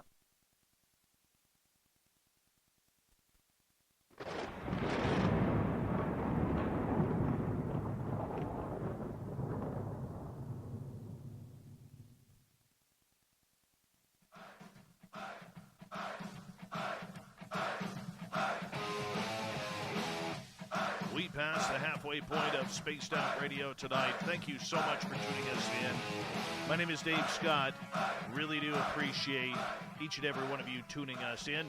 And I want to remind you that if you've missed portions of this show or others, check out our free archives by going to youtube.com/Spaced Out Radio. Just do me the favor, hit that subscribe button. Our website is spacedoutradio.com, where we have a plethora of features for you, including rocking out to Bumblefoot and reading up on Captain Shirk's SOR Newswire. Follow us on Twitter @SpacedOutRadio and on Instagram @SpacedOutRadioShow. We continue on tonight a very, very intriguing, personalized story of ET encounters. Hollywood director, filmmaker, producer, Christopher Peters is with us. Chris, thank you so much for joining us. Thank you for having me. So, the first couple years were, in retrospect, were them teaching me. It was like a schooling process, teaching me who they were, or teaching me about them. I can't speak tonight. Teaching me what they look like, giving me sort of a new understanding of the true nature of the true natural world. How they're connected with me, with you, with all life, craft, orbs, all of these different things physically changing my body, my eyesight. It was a process that they were taking me through every couple weeks. Then they were up in the ante, and then they would repeat the same thing every single night for a couple weeks, and then they would add a new physical thing, a new scar, a new connection, a new awakening in my consciousness. Consciousness is not just a physical state. It's an actual physical land. It's our creator, and it's our self, and it's a physical space, and it's a way to create and influence and heal and all these different things. And so all of these things were being taught to me and being sort of jammed into me in a fast-paced schooling that normally would take a long time, that they did in a couple years. And during that process, I was also starting to now get a lot more information from them that I was journaling about and making videos about. I had no idea really what it meant, and also in addition, a healing gift that they helped sort of let me awaken in me, which is not just a healing gift in me, it's their actual physical self, their energy. That's what I thought it was in the beginning, but it's actually more than that. It's an actual tactile tool that they introduce to an individual to teach them that there is no veil, to take them across and through a veil that doesn't exist, and to unite their intention with their consciousness, with God, Creator, to show all of these things so that you can affect physical matter, influence, kill if you need to, heal, etc. And so as I'm writing these things, and by the way, I'm not trying to kill anybody, but these are things that they're teaching me that this can do. So as I'm learning about all of this and seeing them and physically, and they're showing me the space that I had seen in The Exorcist, still not knowing who they were, saying this gel energy now that I'm seeing with my eyes that's never going away, that becomes a new normal, that's our creator, that think of God as a cell, and then all the connective tissue in the cell is all life, all worlds, me, them, spirit, this planet, another, space, air, water. God is the cell. All the connective tissue is each individual life form. That we are physically connected, not just, by thoughts and et cetera, but we are physically connected by this gel energy that holds all life that is a part of us, that we are the orb, the material energy that makes up these orbs. We are that. And we are God with the same physical material energy, yet separate consciousness, and also one whole at the same time. So all of these things. But as I'm going through that second year, I'm journaling more. They're telling me a war is coming, being fought in the battlefield of humanity's consciousness, in the battlefield of consciousness through perception. A war being fought and perpetrated against humanity through technology, about isolation, about a post-human agenda, about surveillance, control, technology, about killing off, all of these really dark things. I had no idea, but I'm journaling about this. I'm making videos on YouTube about this a couple of years before any of the stuff that we're going through now. And all of this thing, the war is about the choice, it's about human choice. It's a war between God and darkness. The war between God and devil over humanity's choice. What's the choice? The choice is to go on naturally connected to God, to each other, to nature, to standing up for God and all life, to living on after this world, or to accepting the tyranny that is here and being disconnected from our natural connection physically with God, spirit, them, etc., and all life through technology that owns our consciousness, that rewrites our programming of our DNA, that is, being able to be connected to this technological cloud that is a false experience of God through vaccination, all these different things I'm writing about in this journal and making these videos about. I had no idea about any of this stuff. And all along during that time, in that second year before all of this coronavirus stuff, all of it, maybe a year before, I'm now starting to go outside and I'm taking pictures. Picture one, snap, just above the roof, night sky, nothing. One, picture two, bang, this big, beautiful angel in mist, big wings, outstretched wings, clearly an angel, 6 foot tall body, hooded thing over, amazing in mist, like, wow, look at that. Oh my God, that's an angel. And then I'm starting to learn who they really are. Who are they? And they're angels. They're connected to God. This is about the return of angels and God to humanity's awareness that God is real, and they're coming soon. And those stars in the sky, very soon, they're going to be returning day and night across the world for humanity to see as stars in the day sky, that not leaving. And that is the beginning of, let's call it, judgment, but not in the way that we think of it.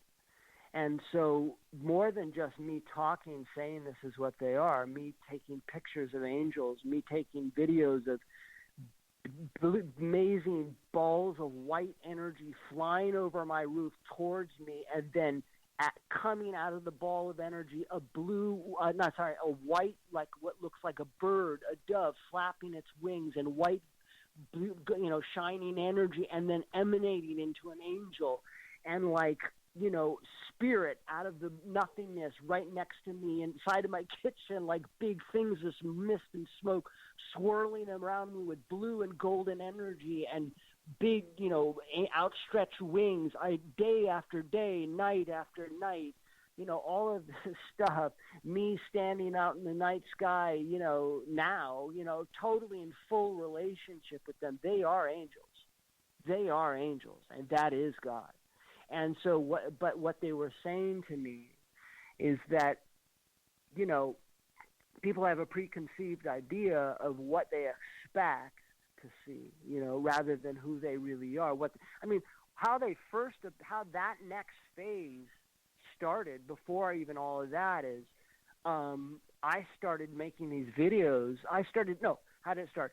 I was in the house and these beautiful orbs, right? These big purple blue orbs. Like the next chapter of that is now I'm starting to kind of touch the orbs, and all of a sudden they start to kind of shift and expand into these big columns of blue purple light, columns of big light, 6 foot, 7 foot tall columns of light, 5 or 7 of them in the house, and geometric patterns of blue purple energy grabbing my arms, touching me, embracing big warm washes of energy and communication. And that became like this ritual that we would do in my kitchen every night, and then making videos outside of me standing in front of my house, looking up at my roof, and all of a sudden coming down from the heavens, big columns of purple light right to my roof, 5 in a row, going straight up to the sky, and me going, are you really angels shooting stars over my head? Boom, boom, boom, like night after night after night, video after video, proof after proof. Right. They are angels. I got a question for you. Have you ever had any eyewitnesses around you who have watched or filmed this happen? Well, I have hundreds of videos showing it on YouTube, and I have, when Third Phase Mood came out here, they did a test with me. One thing they did is we were inside the house, right? And so I can do this thing that started about a year and a half ago, where I feel our creator, which is this gel energy. I can see the gel energy, and I can feel it with my hands. And I can literally pop the air like a slap, like boom. And all of a sudden, hundreds of orbs will fly all around me. Mist will appear in front of me. And on that day, they had their entire crew in the living room. I did that. And this big golden looked like a W, a golden W in exploding fire mist that just blew up like right over our heads. We're standing in the hallway. They're standing behind me with the cameras and filming like in front of me, and I hit the air, and then from behind them across our shoulders in front of us exploded this golden being with mist and flew out and orbs everywhere. So yeah, they did that, and they tested me outside, and all of them filmed it and tested me on 4 different cameras. Yeah, they're real. Yeah, they're real. This is not a story. Look, to answer your first question, when you asked me at the beginning of this interview, like, why did it take me so long? It took me 2 years or longer, 3 years, because I knew I've never been a religious person. I've never read the Bible. I didn't know if God was real. I wanted that to be true. I never believed in angels. I never believed in any of it. I never thought, the second coming, the judgment. Yeah, I never thought of any of that. And I knew, okay, this is something different going on here. Not because I'm different or special, because I'm not. We're all the same, period. And I knew, but this was, they were in my space and teaching me, and here, this was because they wanted my life and everything that I'm doing to. And this is the truth of it, because I'm now doing it with people, is to teach people, show as a roadmap for people to know that angels and God are real, physically know them, physically have that relationship, to restore humanity's faith in God and each other and life, because we are being taken over by darkness. And this is... And when I said, and so when you asked me that question, I waited years because I knew it would totally destroy my life. I knew that it would totally ruin my business. I would destroy my marriage. I knew that it would destroy my credibility. I knew that it would, and I knew that I was putting all the fucking marbles down. All the fucking marbles down. And I waited that long because I was like, didn't want to lose all of that. And I thought, fuck it. And then what happened to me is I was just like, oh shit, this is not going away. It's increasing, and it's 24/7, and it's growing. And now it's on, and now I'm in full relationship with them. They're my family. They're your family. They're our family. And they're here because they want to save our asses.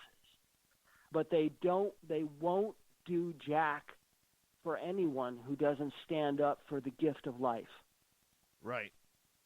And they are returning, and they are going to return. Those stars in the sky, that first couple weeks when I reached up to those stars in the night sky and they descended down to my hands, almost, like, a few feet away, and then slowly went up and did that now over and over again.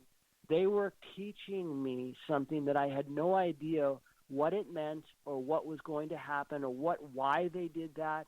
And it was only 3 years later when they really started to reveal who they were and what the deal was in terms of where we are now in this world, this time period, and what is this war and this takeover. This is about a post-human world. This is about a 1% that is very real, that is starving out humanity. And then when humanity is at its last tether, whoever is left, they want ownership of that connection from God to humanity, to nature, to all life. They want to occupy the space of that consciousness of each life, each person. And they're doing it. They're going to do it through technology. They're going to do it through the vaccines. They're going to do it through the technology that's in the vaccines. They're going to do it through all the different things that they have set up. This is about owning full spectrum dominance over whoever is left.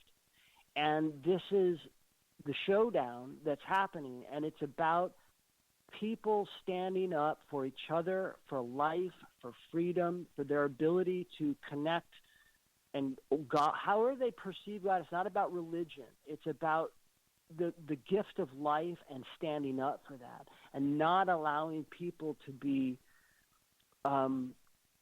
inverted and who's essential and who's not. And this, it's and you say these things to people, and so much of the world has bought off into this because it's dog training what they're doing to this world. They're doing little increments of the mask isn't a mandate. Okay, now it is. No, it's not. No, it's not. You're essential. You're not essential. They're dog training for a new society. So this is what's coming down. So when they would lower from the night sky to me and then go back up and planted the seed, and then 3 years later, when all of this other stuff happened and this relationship and all of this proof and all of these pictures and all of these, those triangle scars on my chest are actually the same triangle patterns in the sky, which are the markings of God. Not to say that I'm God or that I have any special, which I don't, but that insignia that they carved in my chest are their symbols, that the triangle with a dash that goes to the right at the tip of the triangle, and those parallel boxes, those represent dimensions. And these angels, they're the physical connection point with all life and God. They're in charge of all dimensions, all space in that area, and they're the spark of life. They are literally that's their job for God, to be that connection point, but also to be the overseers of natural balance in all life. And so what they want is when they showed me that in the night sky, that first couple weeks in that first year, they were saying to me in a way when I didn't know it then, this is how we are going to return. This is what humanity is going to see. You're getting to see this now. And I didn't know what it meant until 3 years later, after all of this teaching, all of this physicality, all of the scars, all of the videos, all of the journaling before any of it happened, and now it's all happening. They're going to return. And you're going to see in the daytime, there are stars all throughout the sky that won't leave. And that's the beginning of God and angels returning to humanity's awareness physically. And at that point, we can either, hopefully before, reach out to them and to each other and to God, however we perceive God, and make that connection. And if you don't, you won't be able to escape it. Period. I want to ask you, so we got about 4 minutes here to go before we go to break at the top of the hour.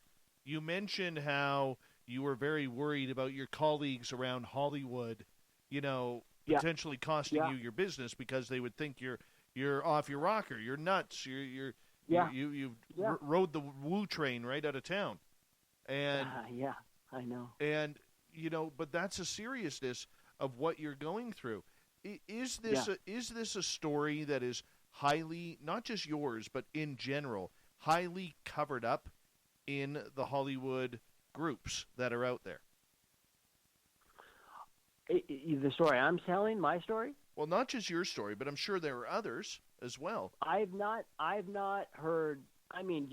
Sure, there's definitely people that we all know of but I in my lifetime, my stepmom is Barbara Streisand, whatever that means, but I never, in all of those years with her and all the different people I met, and I met them all, the Clintons, all the different people, I never heard these stories from people. So maybe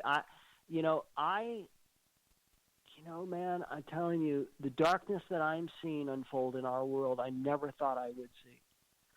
When I was growing up, I'll tell you a little story. When I was a little boy and growing up, and I was with Barbara and my dad from 5 to 17, 18 years old, she was the biggest star in the world, period, at that time period. And with that comes tremendous access to anything. Nothing is off limits.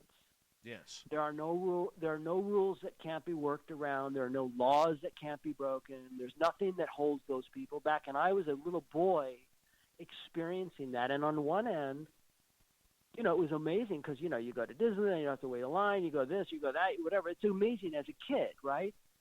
But I was a little boy. I didn't understand what the implications of any of that meant. But I never in my life, and also the mentality of those people. And my true mother is not like that, but my dad is, and Barbara is. She's a good person, but they just can't escape it. They see themselves as gods because the money is their god. And they just did a blue flash right as I said that. I'm sitting in my garage. They just did a big blue flash when I said that just now. Very cool. Thank you. Yeah, you're welcome. But I never in my wildest dreams as an adult thought I would see that way of being in the world and that mindset spill out into the subject. I don't know, what's the word? The subjugation? No, I never thought I would see that elitist way of being spill out into our world. I know it's there, of course. I know it's there. There's horrible tragedies all the time, but there was a detente in a way. There was a bullshitting of like, hey, like there's some social contract. I never thought I would see that social contract broken, and that darkness and that sort of like we are gods, you are not, spill out and become the norm, and then see what I never thought I would see that in my life, and to see this going down this way, it's gut wrenching to me and heartbreaking, and so I don't know. So to answer your question, I think those people are most of them, and there are probably many amazing people that have had experiences that I don't know. And there are some people that I met, like Shirley MacLaine. She was amazing. She's really cool. And I met Deepak Chopra. He was great, too. I don't know if he's had these experiences. But most of those people, their God is money. Their God is access. Their God is power. And so when there are real beings in the world, like other than angels, of course. There are beings from other worlds. They're spirit. I'm doing videos now, man, where I'm like, I have spirits physically manifesting right beside me over and over again on camera, clearly, not like a little thing here, like out in the open, right there, right. And me going, hey, spirit family, love you. Like, I mean, it's goofy, but we're that close and connected now. Right. Chris, I'm going to get you to hold on right there because we do got to go to break at the top of the hour here. Christopher Peters amazing personal encounters with extraterrestrials, spirit world, angels. We continue it right after this on Spaced Out Radio.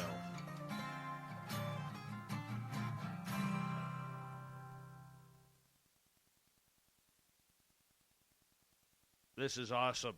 You're going to make me edit, but this is awesome. Oh, shit, really? Why? I'm sorry. Why, because we're going too long? No, the swear words. Oh, gosh. I'm sorry, man. That's all right. I didn't know Dude, that. it's the passion. Hey, for the podcast format that we're doing right now, it's perfect. I'll edit it out after the show for the radio side, and we're all good, man. I'll keep my... Yep, sorry. I'm just going to run my dogs out. I'll be right back, okay, bro? Okay, go. Thank you.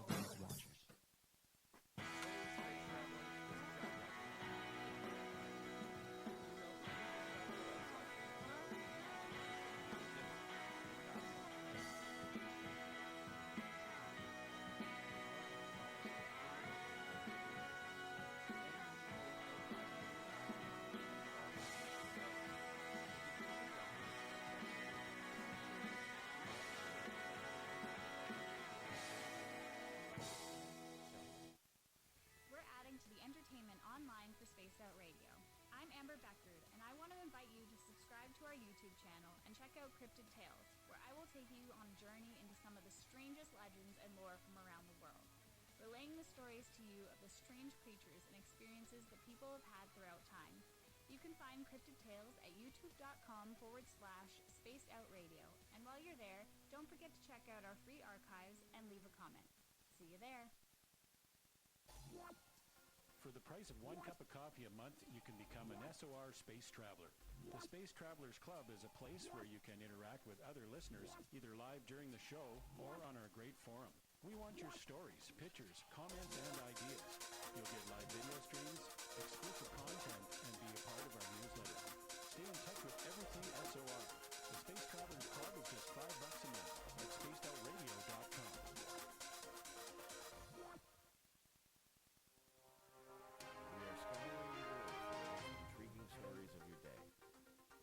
To read up on the SOR Newswire, where our team, led by Captain Shirk, will deliver to you some of the best paranormal and supernatural news, along with some stories that will blow your mind from the weird to the wacky. It's the news outside the news that piques interest, and that's what we're looking to deliver to you. The SOR Newswire, only at spacedoutradio.com.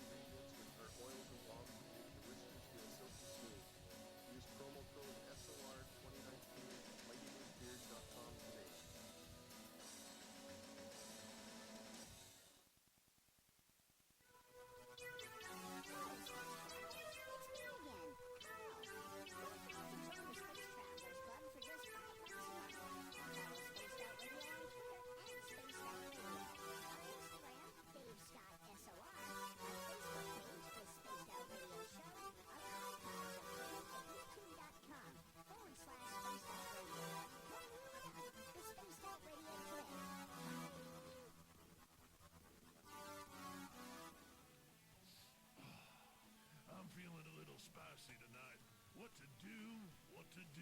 Why not get bumblefucked? 4 million Scoville units of pure hard rock. All right, I'm back. All right. How you feeling? I feel good. What time is it now? It's 11. It's 11:04. Yeah, maybe, I can do another, 10, 15 minutes, and then I got to pack it in. Let's go to the bottom of the hour, and then we'll call it the night, okay? Sure. Bottom mean 11:30? Yeah. Perfect. So when we get to the break at the bottom of the hour, just sit through the break, and then I will say a proper good night to you, okay? Wonderful. I will do that for sure. Not a problem. Thank you again, by the way. No, thank you, buddy. Thank you. Good. I hope it's working out good. Oh, it's fantastic. I'm having a lot of fun here. Thank you. Me too. Me too. Yeah. Is it snowing there right now? No, it's a little cloudy, but no snow.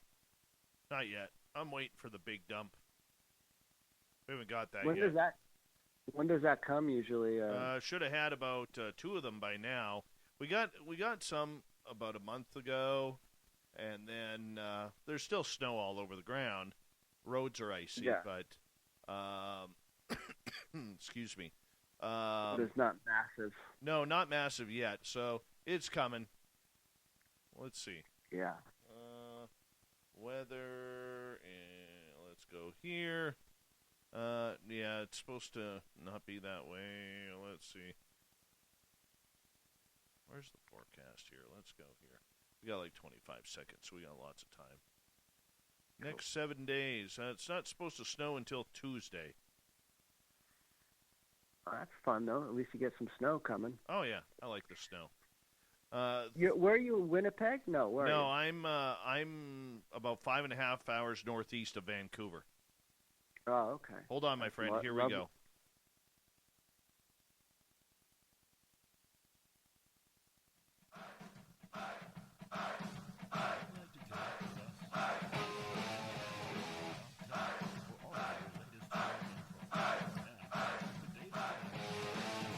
Third and final hour of Spaced Out Radio is now underway. Thank you so much for joining us.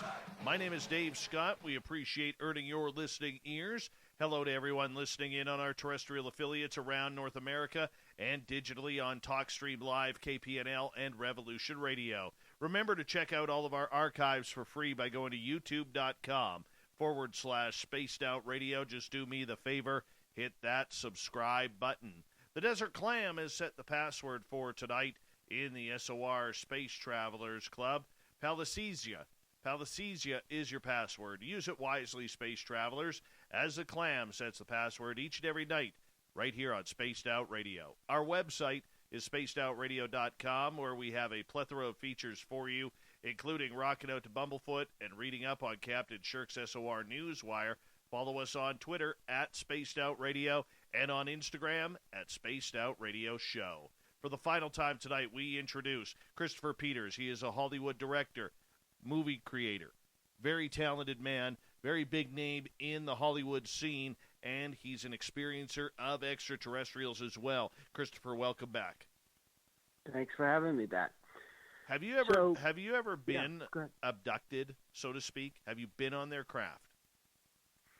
You know, I've asked them that question. They said many times.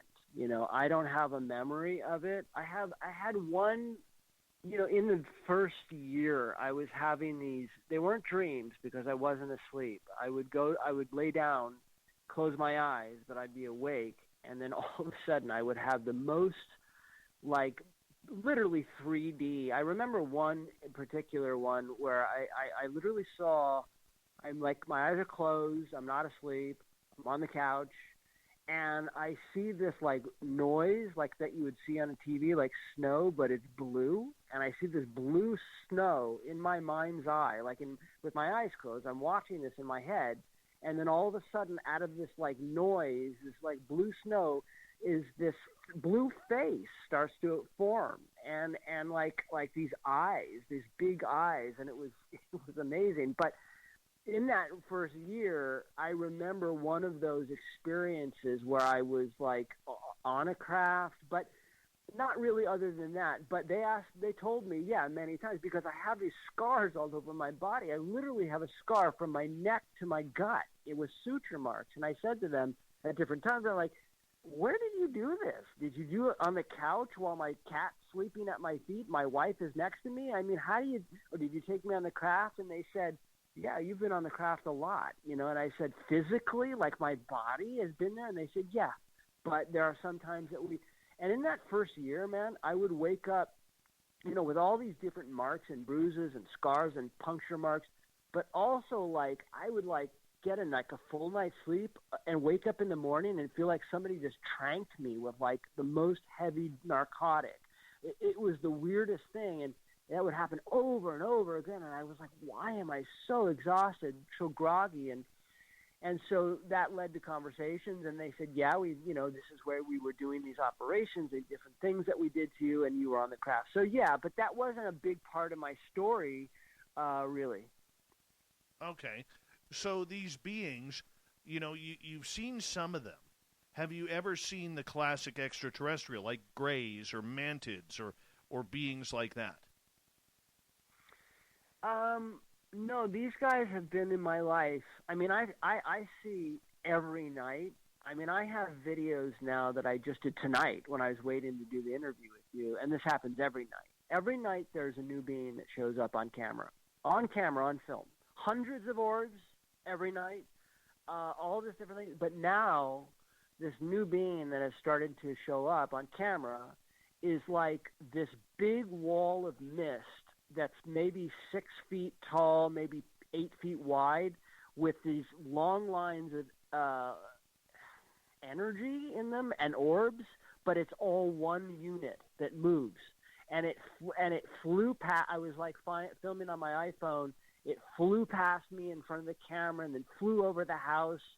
So I have so many different kinds of beings that are with me that are in this family. This angelic family, there are spirit, there are beings from other worlds. It's a big family, this family. This is the family that's coming to whip ass on darkness for us, and with humanity, if they stand up. So there I have on camera many different, I have this other beings that are many videos over the last couple days that started showing up. It's really interesting. So when it gets really windy and I start filming, I have these beings that show up when it's really windy that look like electric eels that are, and clearly on camera. Like, they're there. You see them, they're right there.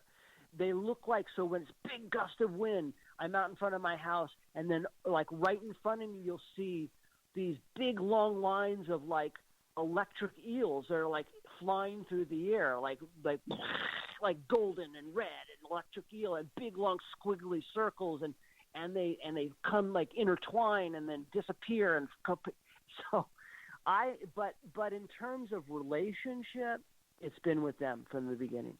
And I didn't, and when you say classic alien, that blue face in that first year when I wasn't asleep, when I was lying on the couches and I was having all of these kind of holographic dreams that weren't dreams, I was awake, but I would close my eyes and immediately be flying down tunnels, seeing all this holographic imagery, and these blue faces would peer, like almost like they're peeking through my head into my like consciousness as I'm looking out, my eyes closed.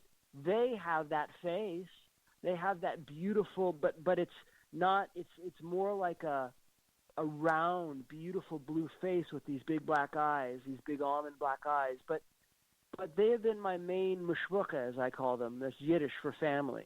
That's what I call them now. When I go outside, I'm like, okay, mashbuka, time to make another video. I'll get like flashes of light, boom, boom, boom, boom, shooting star, turn the camera on, and then, they're there with these pulsing big columns of light, pulsing blue crafts. I filmed a UFO the other night that nobody had ever seen before. I knew that for a fact, and I made the video. I'm like, this is a UFO you've never seen before, period. And it looked like a ladder, like if a ladder came down to a point, that's what it looked like. And I filmed it. You clearly see it. I say stop at the 40-second mark, go frame by frame, and you see it. It just goes right over my roof, like it's 2 feet from me, like I'm standing outside of our kitchen filming my neighbor's roof, which is 5 feet away. It's like a half a foot of the roof right there. It's amazing. But my relationship has been with them because this is about humanity's choice between God and darkness. This is about the extinction of humanity, or the humanity goes on if they choose God, if they choose not religious God, but God has choosing life, choosing connecting with Creator, choosing standing up for each other. This is a showdown, period. We don't get past this point. They are returning. This is relationship has been with them, and all of this cramming and all of these experiences have been about teaching me so that I can teach other people to do this exactly how I did it, and they will have a physical relationship with God and angels and stop. And the ones that don't know my story, when they see them return from the sky as stars in the daytime, people who are connected to themselves, even if they're not spiritual people, if they're connected, because nature is an extension of God. Nature is, they absolutely love nature. They do plasma owls for me. I have it on video. You know, they love owls. You'll hear like an owl sound, and then you'll see a plasma owl fly over your head and disappear right in front of you. Or they'll call real owls night after night to land, fly, and sit next to me, or hawks. Nature's an extension. So my point is that any person who's a spiritual person, even if they're just like mildly like, hey, they love their friends, they love to connect, they love music, they do yoga, whatever their thing is, you know, those people who are connected to their heart, who are connected to wanting to see people prosper, those kinds of people, they're going to know who they are when they return. They're going to know who they are. And it's about making that connection, because this is not a story. This is a physical reality coming to fruition. And it's not something they're going to go on their phone. Okay, hashtag, move on to the subject. They're going to jerk you out of your fucking shoes. Oh, sorry, guys. That's all right. Sorry. They're going to jerk you out of your shoes metaphorically, and you're going to look into their eyes, and they're going to look into yours, and look into your heart. And if you are that person, you're going to be protected. But it's not just about that. You have to stand up in your life and protect life, and protect freedom, and protect each other, and protect what is given to us from God.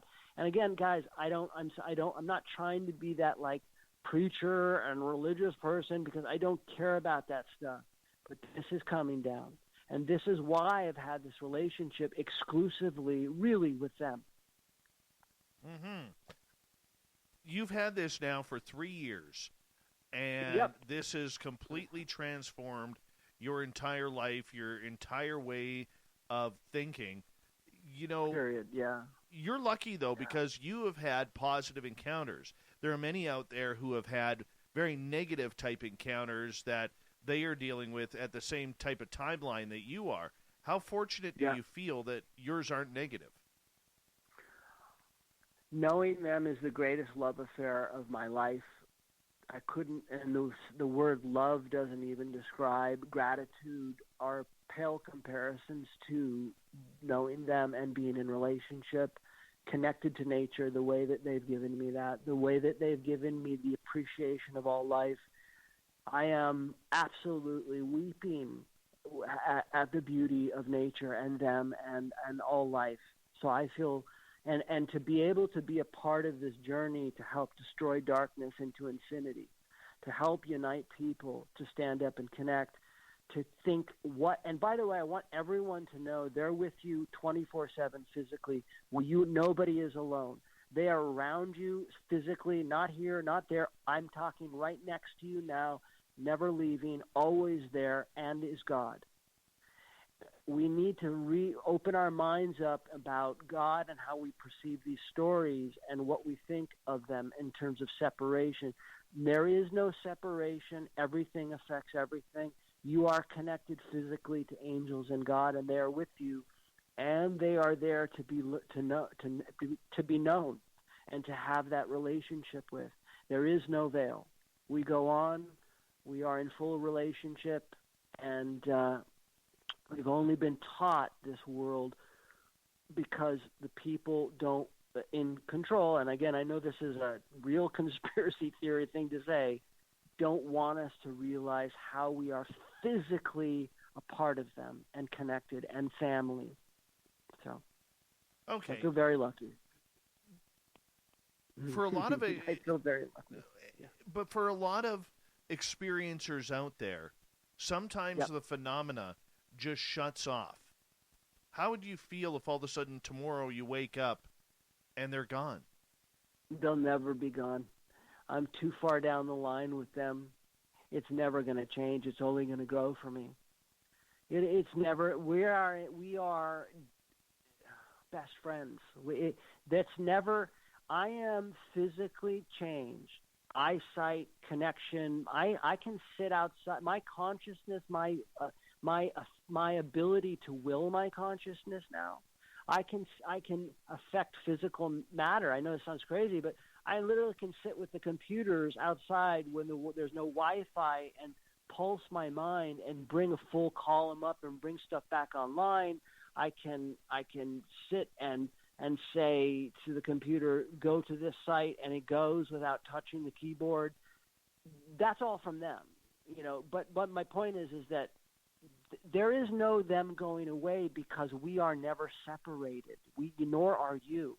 That's an idea that we've been sold from this world to create separation. We are physically enmeshed 24/7, meaning you, me, them, God.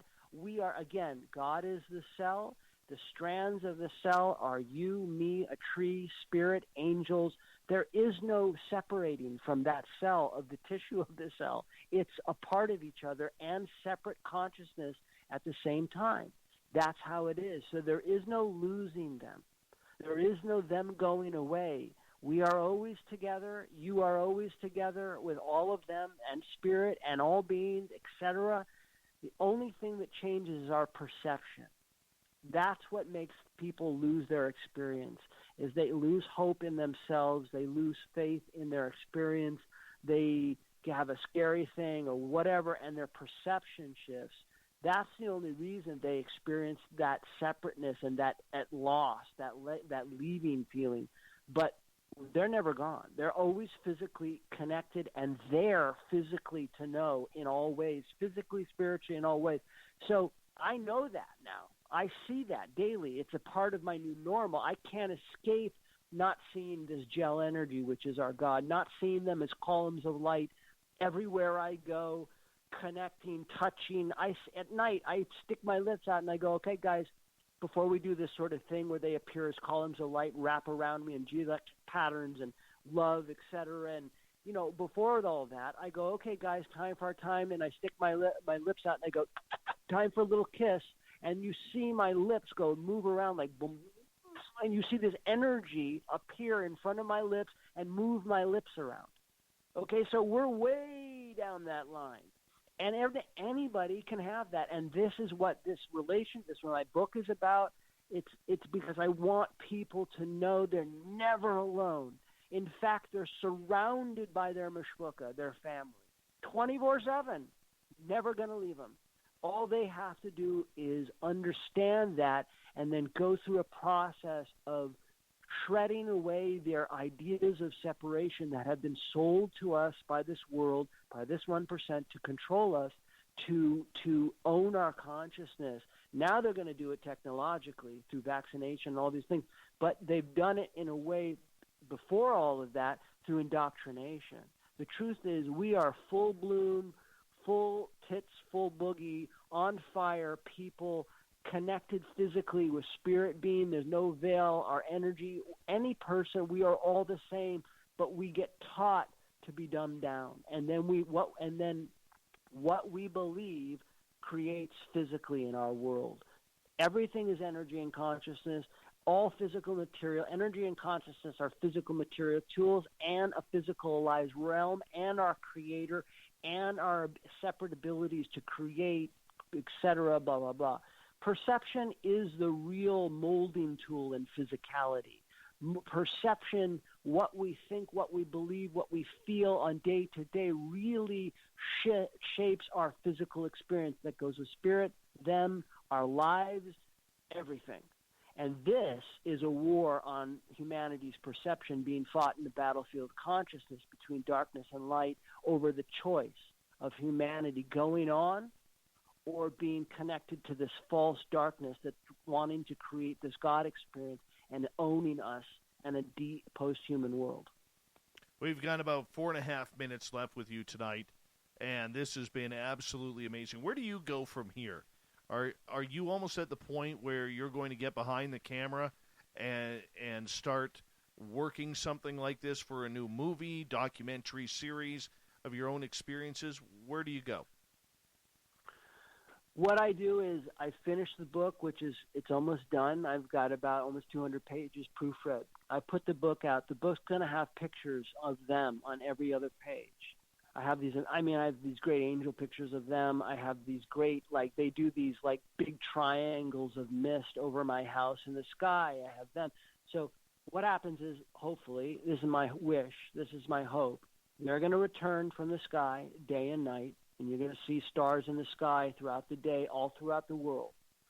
People are going to get terrified. They're not going to know what it is. Some people are going to know, and others may not. But they're going to know ultimately very quickly. And my hope is that the book comes out, can be a touchstone for people and a guide for people to know God.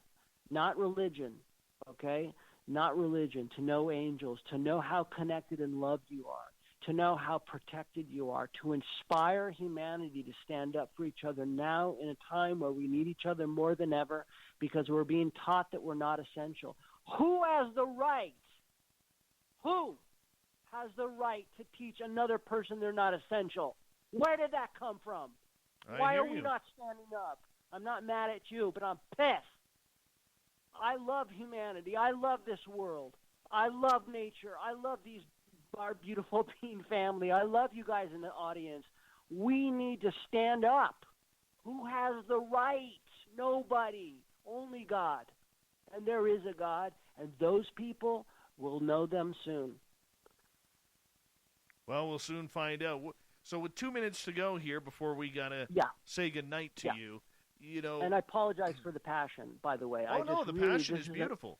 The passion is beautiful. This is important to me. This is not a game for me because I desperately want us to be free from this. Not from them, from this darkness. Well, okay, so now do you wait and see whether or not they're going to take you up for a pretty big ride or what? No, I finish the book. I do what I'm doing. I keep making my videos every night. Every couple nights, a new beautiful being shows up. I keep putting the stuff out. That's what they're saying is good. I'm painting a picture for people. What they keep telling me is people don't understand they have a perception of what we're supposed to look like, what we're supposed to be like. You need to keep making the videos, keep showing people what the true natural world is, what the true natural world looks like. Keep making the videos. No matter how random, just keep doing them. The book comes out. Hopefully people read it. They see it. They return. People see that in the sky. Hopefully this is a tool that helps people feel at peace, to connect, to learn. They forge that relationship. The end game in this is, what happens is that if people, and there are many paths to God, by the way. It doesn't have to be through me, or through this book or whatever. But when people connect to them, to God, however you perceive God, if it's through this process, in my way, not my way, their way, this is not me, this is them. When people say, in this revelation, the heaven on earth, that's what happens, that is what's going to happen, but not in the way that people think.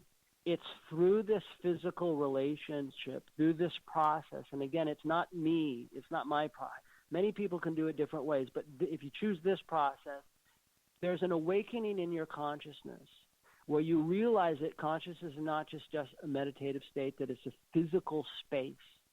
And not only that, it's our creator. It's also the gel energy is our creator. And there is, and you start to get to know their angels start to show up in terms of these purple orbs, then the purple columns of light, then actual angels. You start to interact and talk and connect and experience and other beings. And you realize there's no veil. You realize that energy and thought and consciousness is a real thing, and that you can affect physical matter, and that physical matter creates around these principles, not the other way around.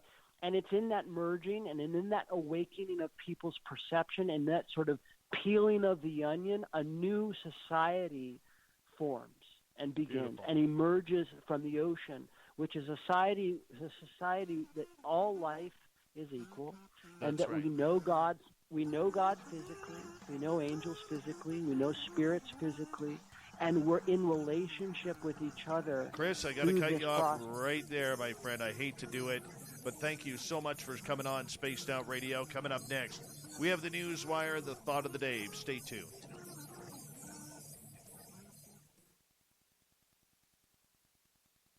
That's beautiful stuff, man. Good, man. Thank you so much. I'm giving you a clap, man. That was fucking awesome. Fucking awesome. I appreciate it. We're going to do this man. again, man. We're going to do this Let's again. do it. For sure. Let's do it.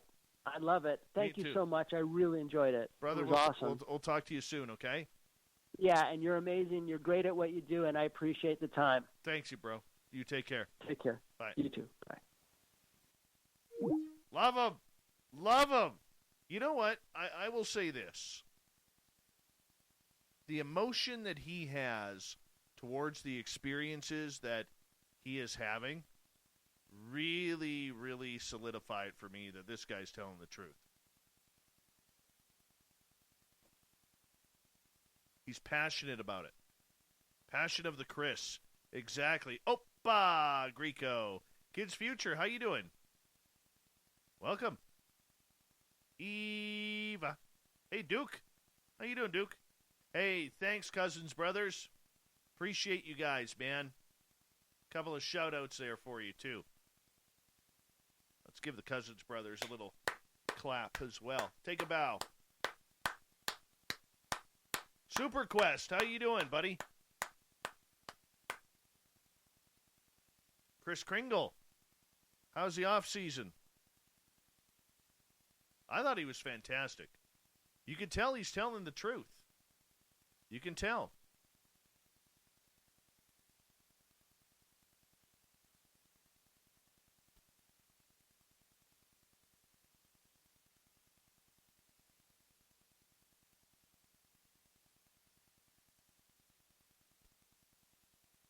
Fapster, we know. And somehow they give you internet access.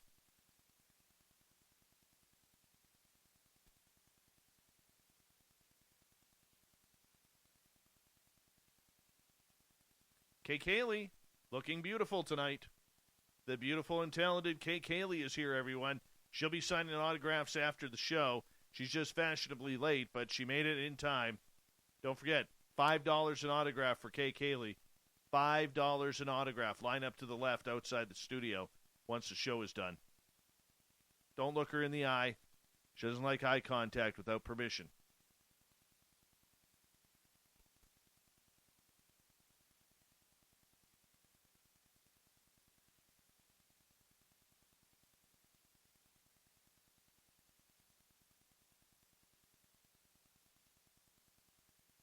We got just over two and a half minutes. Nilbog. Excuse me. How you doing, buddy?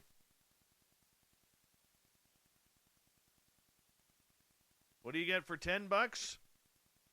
An autographed 8x10. And a handshake. With gloves on, of course. But don't make eye contact.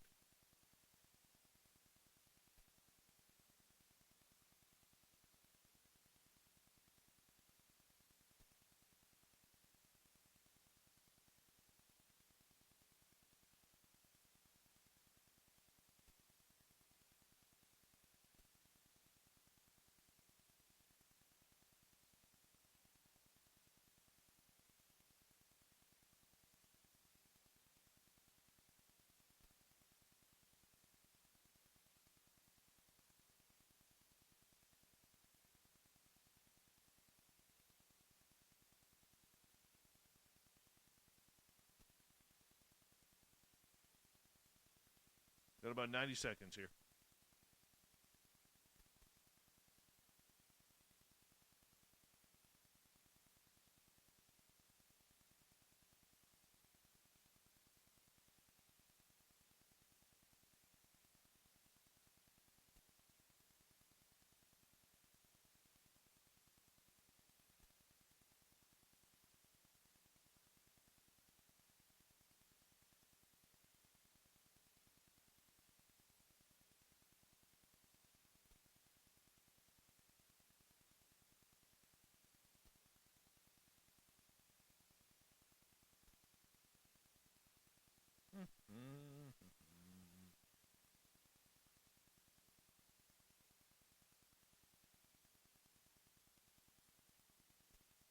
Yeah, we're looking forward to having you, cousins, brothers, as well. About time you get on this damn show. Make sure your hair looks beautiful, too.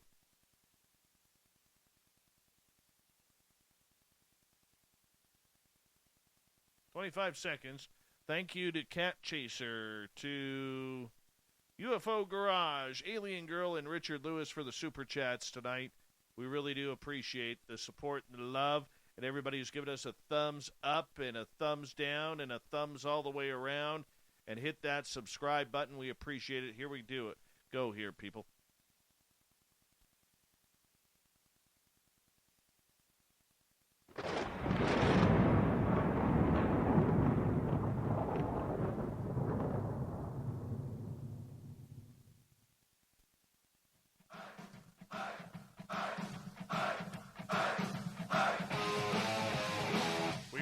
Third, we're heading for home tonight on Spaced Out Radio. I am your host, Dave Scott. Thank you so much for taking the time to join us.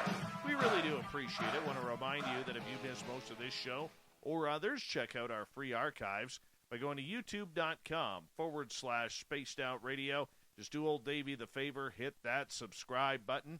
Our website is spacedoutradio.com, where we have a plethora of features for you, including Rockin' Out to Bumblefoot and reading up on Captain Shirk's SOR Newswire. Follow us on Twitter at Spaced Out Radio and on Instagram at Spaced Out Radio Show. Speaking of the news, let's do this thing, shall we?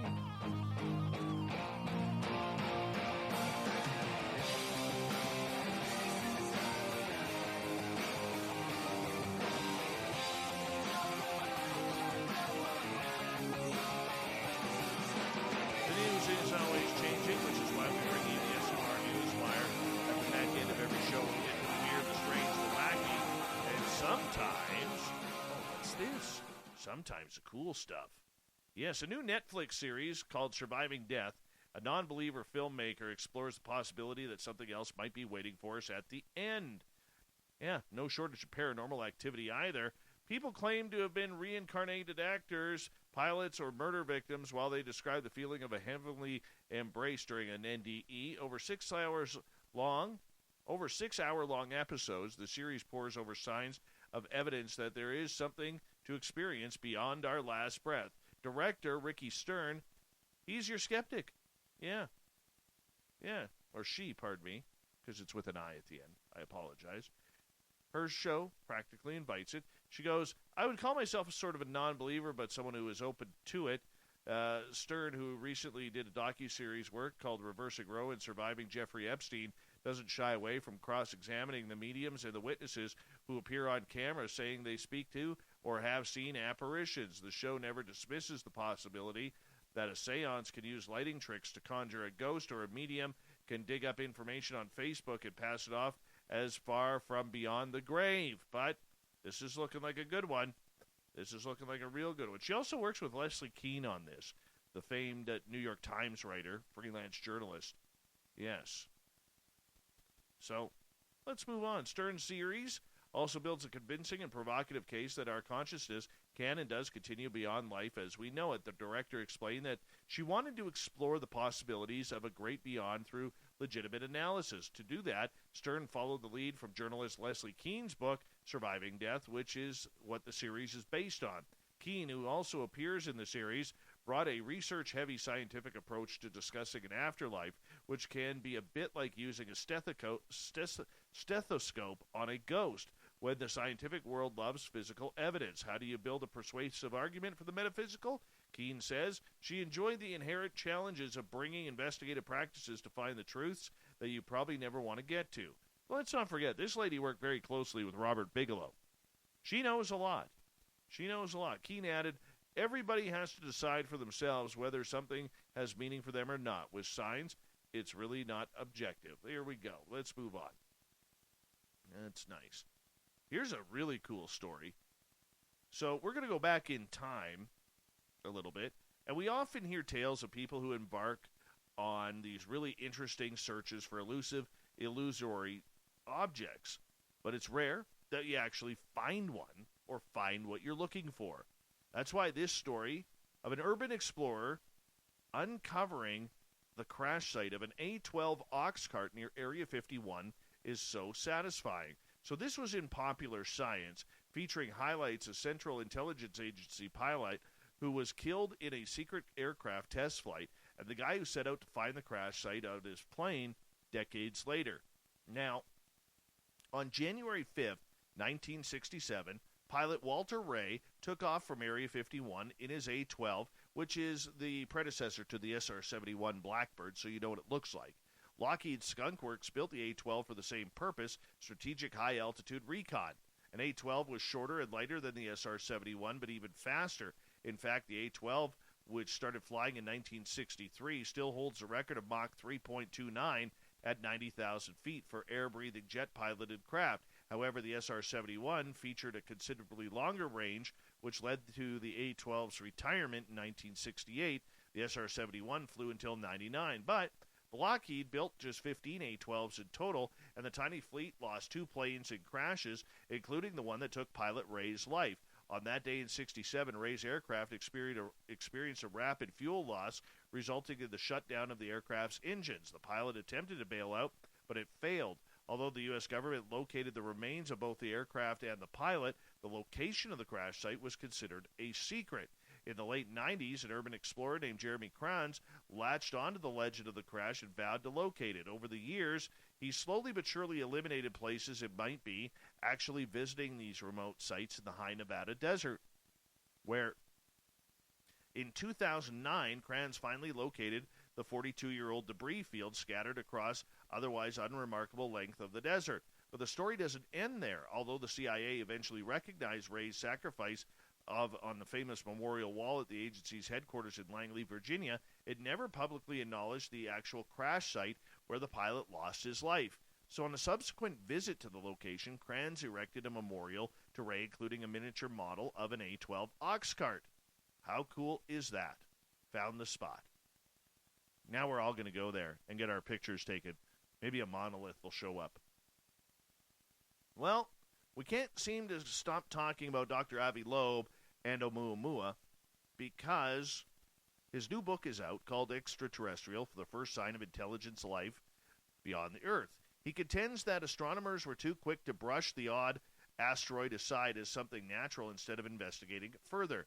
Most of the mainstream astronomy community continued with business as usual and ignored Oumuamua's anomalies, Dr. Loeb said. Instead of looking into the object, they made up reasons why they existed.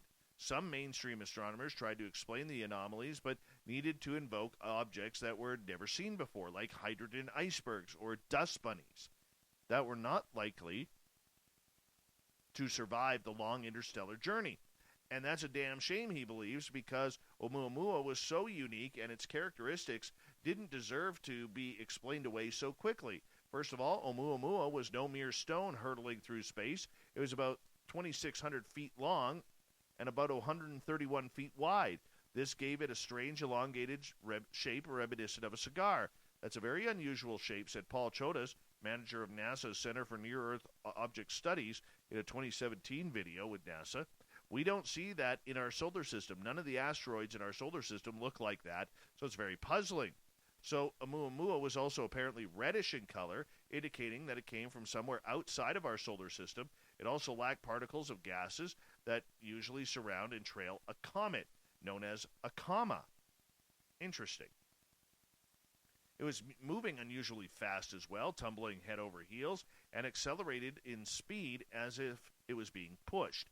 The trajectory was weird, grazing around the sun and back out of our solar system again. This is in contrast to other objects that just get caught in our sun's orbit and circle around the neighborhood for a while. Now, scientists hypothesize Oumuamua was just some anomaly that relied on hydrogen to speed past us. Others say the hydrogen theory isn't grounded in real physics, but overall, the majority of the astronomy community believes it's a natural object. Dr. Loeb disagrees. He wants humanity to keep an open mind about the possibility of extraterrestrial life. My point is that it is very difficult to explain the weird properties of Oumuamua with conventional natural processes. So studying the object of its type in the future will educate us about whether or not unusual natural science or from another civilization is to explain how this is working. Let's move on. This one is a little bit of excitement to me, maybe to you too, if you grew up watching The Knight Rider. The customized Pontiac Firebird Trans Am that portrayed David Hasselhoff's crime-fighting partner Kit in the 1980s series Knight Rider is being auctioned off by the actor online. I want this car. Hasselhoff, who took ownership of the black vehicle after the series run ended, is currently available for sale at liveauctioneers.com. Oh, wow, I'm looking at the site right now. Yeah, this is way out of my budget. Way out of my budget so far. It's at $475,000 right now. 8 bids. 8 bids, up to $475,000. Oh, that's just terrible. I want that car. Anyways, the auction, scheduled to end January 23rd, has reached a high bid of $975,000. Hold on. Well, I'm looking at it right now. It says $475,000. Let me scroll down here. They're lying. This story's lying. All right? It's okay. By the end of January 23rd, they expect it to reach $975,000, far exceeding the estimate by the auctioneers at $175,000 to $300,000. Lot winner responsible for its delivery expense. If hammer price exceeds 25% of the reserve price, the Hoff will personally deliver the car to the new owner. Oh, getting to meet the Hoff up here in 100 Mile? Who wants to lend me some cash? I need a cool mill right now. I want this car. It's Kit. It really is. It's gorgeous. Oh, looking at it right now. Wonder why he's done it. They didn't ask him why he's doing it. That sucks.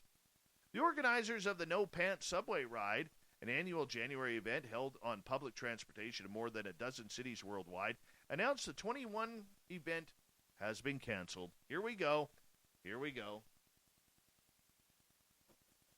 Improv Everywhere, the performance art group that has organized a No Pants Subway Ride since the first event was held in 2002 in New York City, said this year's Sans Pants public transit trek has been canceled due to COVID-19. Yes, what else? So here we go again. Here comes the list of cancellations now. Here we go. Due to COVID-19, we are canceling the No Pants Subway Ride this year. We look forward to hosting more large-scale events once it is safe to do so again.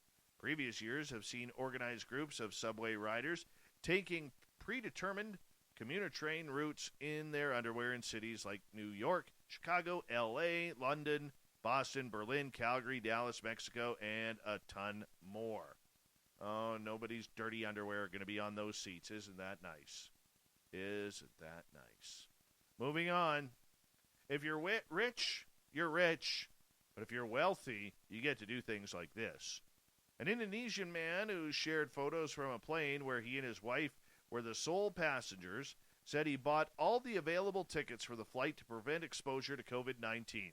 Richard Mulaji, a Jakarta-based socialite famous for his extravagant lifestyle, posted a series of photos to his Instagram story showing how he and his wife traveling alone on a Batik Air flight from Jakarta to Bali.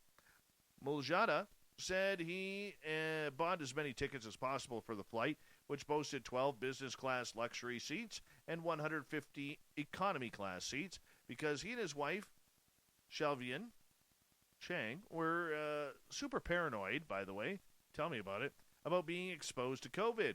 He did not disclose how much he paid to keep the flight private, but he wrote the amount was still cheaper than chartering a private plane. The Lion Air Group, which operates Batik Air, confirmed that the two were the only passengers on the flight. The company said Muljadi has only booked 2 tickets in his name, but it was unclear whether he had purchased other tickets in separate bookings.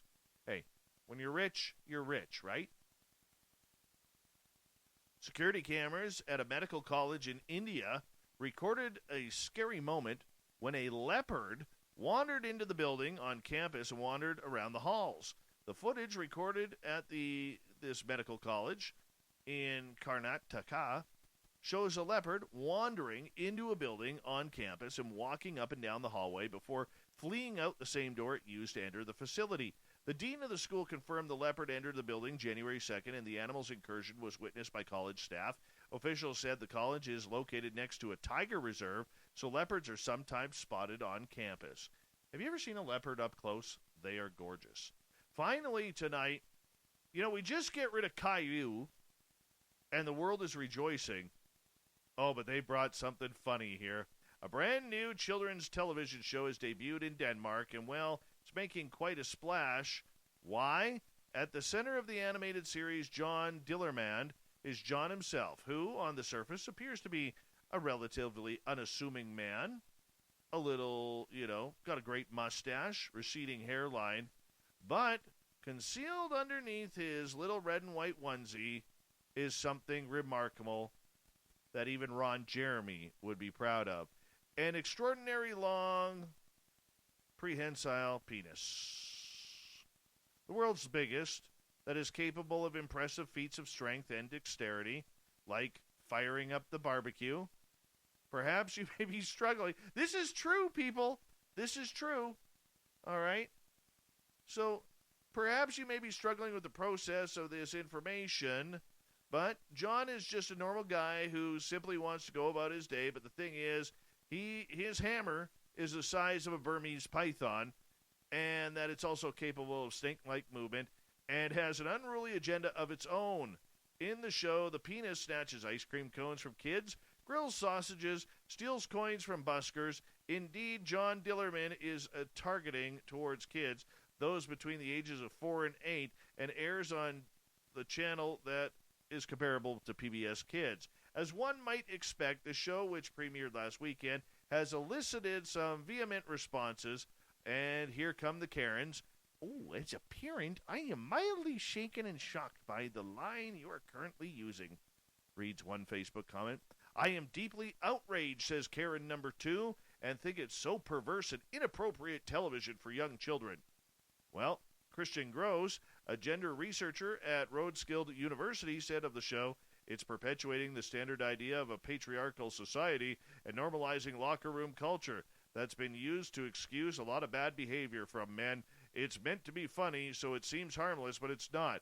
And we're reaching and teaching this to our children.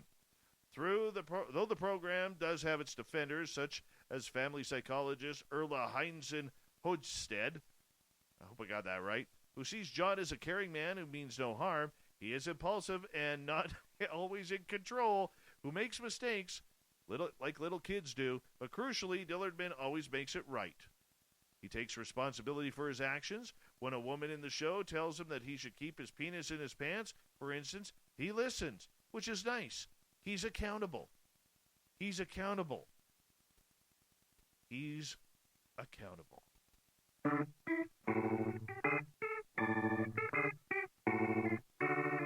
That's Captain Shirk's news, by the way. I did not include that one.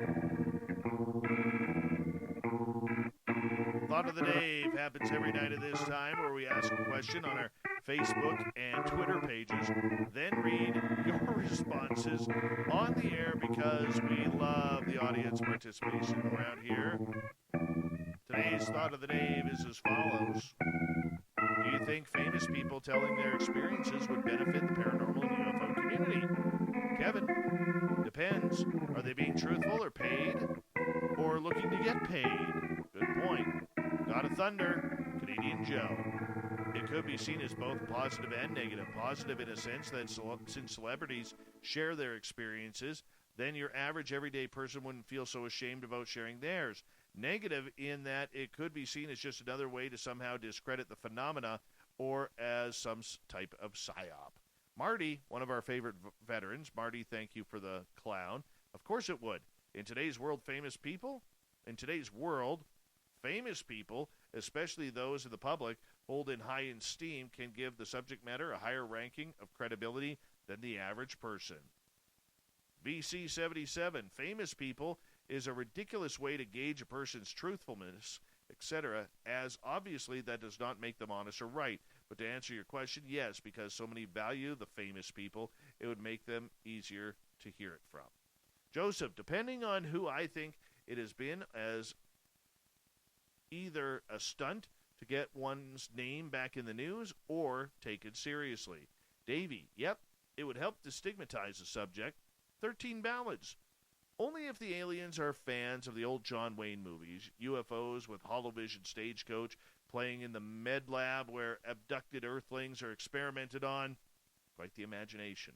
Jason, not just famous people, but anyone willing to share their experiences. Having said that, celebrities do a larger platform than most, so it would definitely be a benefit. The Dreamer, it hasn't achieved much or made much of an impact on general public. In the past, John Lennon, Muhammad Ali, Mick Jagger, Kurt Russell, and many more all spoke out about their experiences. Let's see what Peter says. Famous people who share their paranormal UFO experiences will get people listening. The more people listening, the more people telling their experiences would help. Open conversation about the subject. People won't feel like they're going crazy. Let's see who else we got here. Jeff, to clarify, I'm thinking of it in terms of benefiting the credibility of the topic in general, which in turn, yes, it does benefit the niche UFO community, because unless the celeb comes across as a total nut job, it brings more attention to the topic. Right on. Moving on, John, I think so. I enjoy watching celebrity ghost stories and hearing what famous people have encountered. Kira, absolutely, as most people relate to celebrity stories. Rose, absolutely. I think it shows a side of them that they might be afraid to come out and talk about their experiences because they are famous. There's one medium who we've seen who helps famous people understand what's happened to them. Sounds like Patty Negri, by the way. Finally, Eric with a K. We are his fourth favorite show, people. Eric with a K's fourth favorite show. He says, as long as they are true and not made up propaganda to control the minds of the masses. That's why we're number 4 to him right there. We're controlling the minds of the masses. Thank you, Eric with a K, and everyone else taking part in the Thought of the Day. We'll do it all again tomorrow. Thank you to Captain Shirk for a wonderful SOR Newswire, which can be found on our website, and to a wonderful guest in Hollywood director, filmmaker, producer, and soon-to-be author, Christopher Peters, for sharing his lovely stories about his ultra-terrestrial encounters. You know, he was married to Sharon Stone at one point. He was. We got Mr. Ron Bumblefoot Thal rocking in the background with Little Brother Is Watching. Bumblefoot is the official music of Spaced Out Radio, rocking us in and out of every single show. Get your horns up for the guitar god himself. Special thanks to everybody listening in at work, at home, in your cars, wherever you may be. Thank you to everyone in our chat rooms tonight on Spreaker, YouTube, LGAP, Revolution Radio, the Space Travelers Club on our website, Facebook, and on Twitter at hashtag Spaced Out Radio, even including you, part-time skeptic.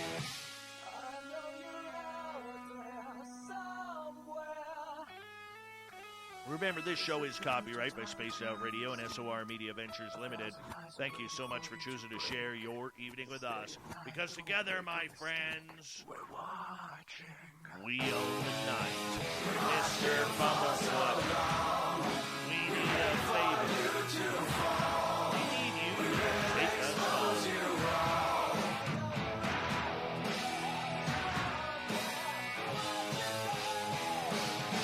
Yes, the Woo train has docked for the night. But tomorrow, my friends, we shall ride again. Your seats are always available. Your tickets never expire. And if you want to bring a friend, we've got room for them too. Good night.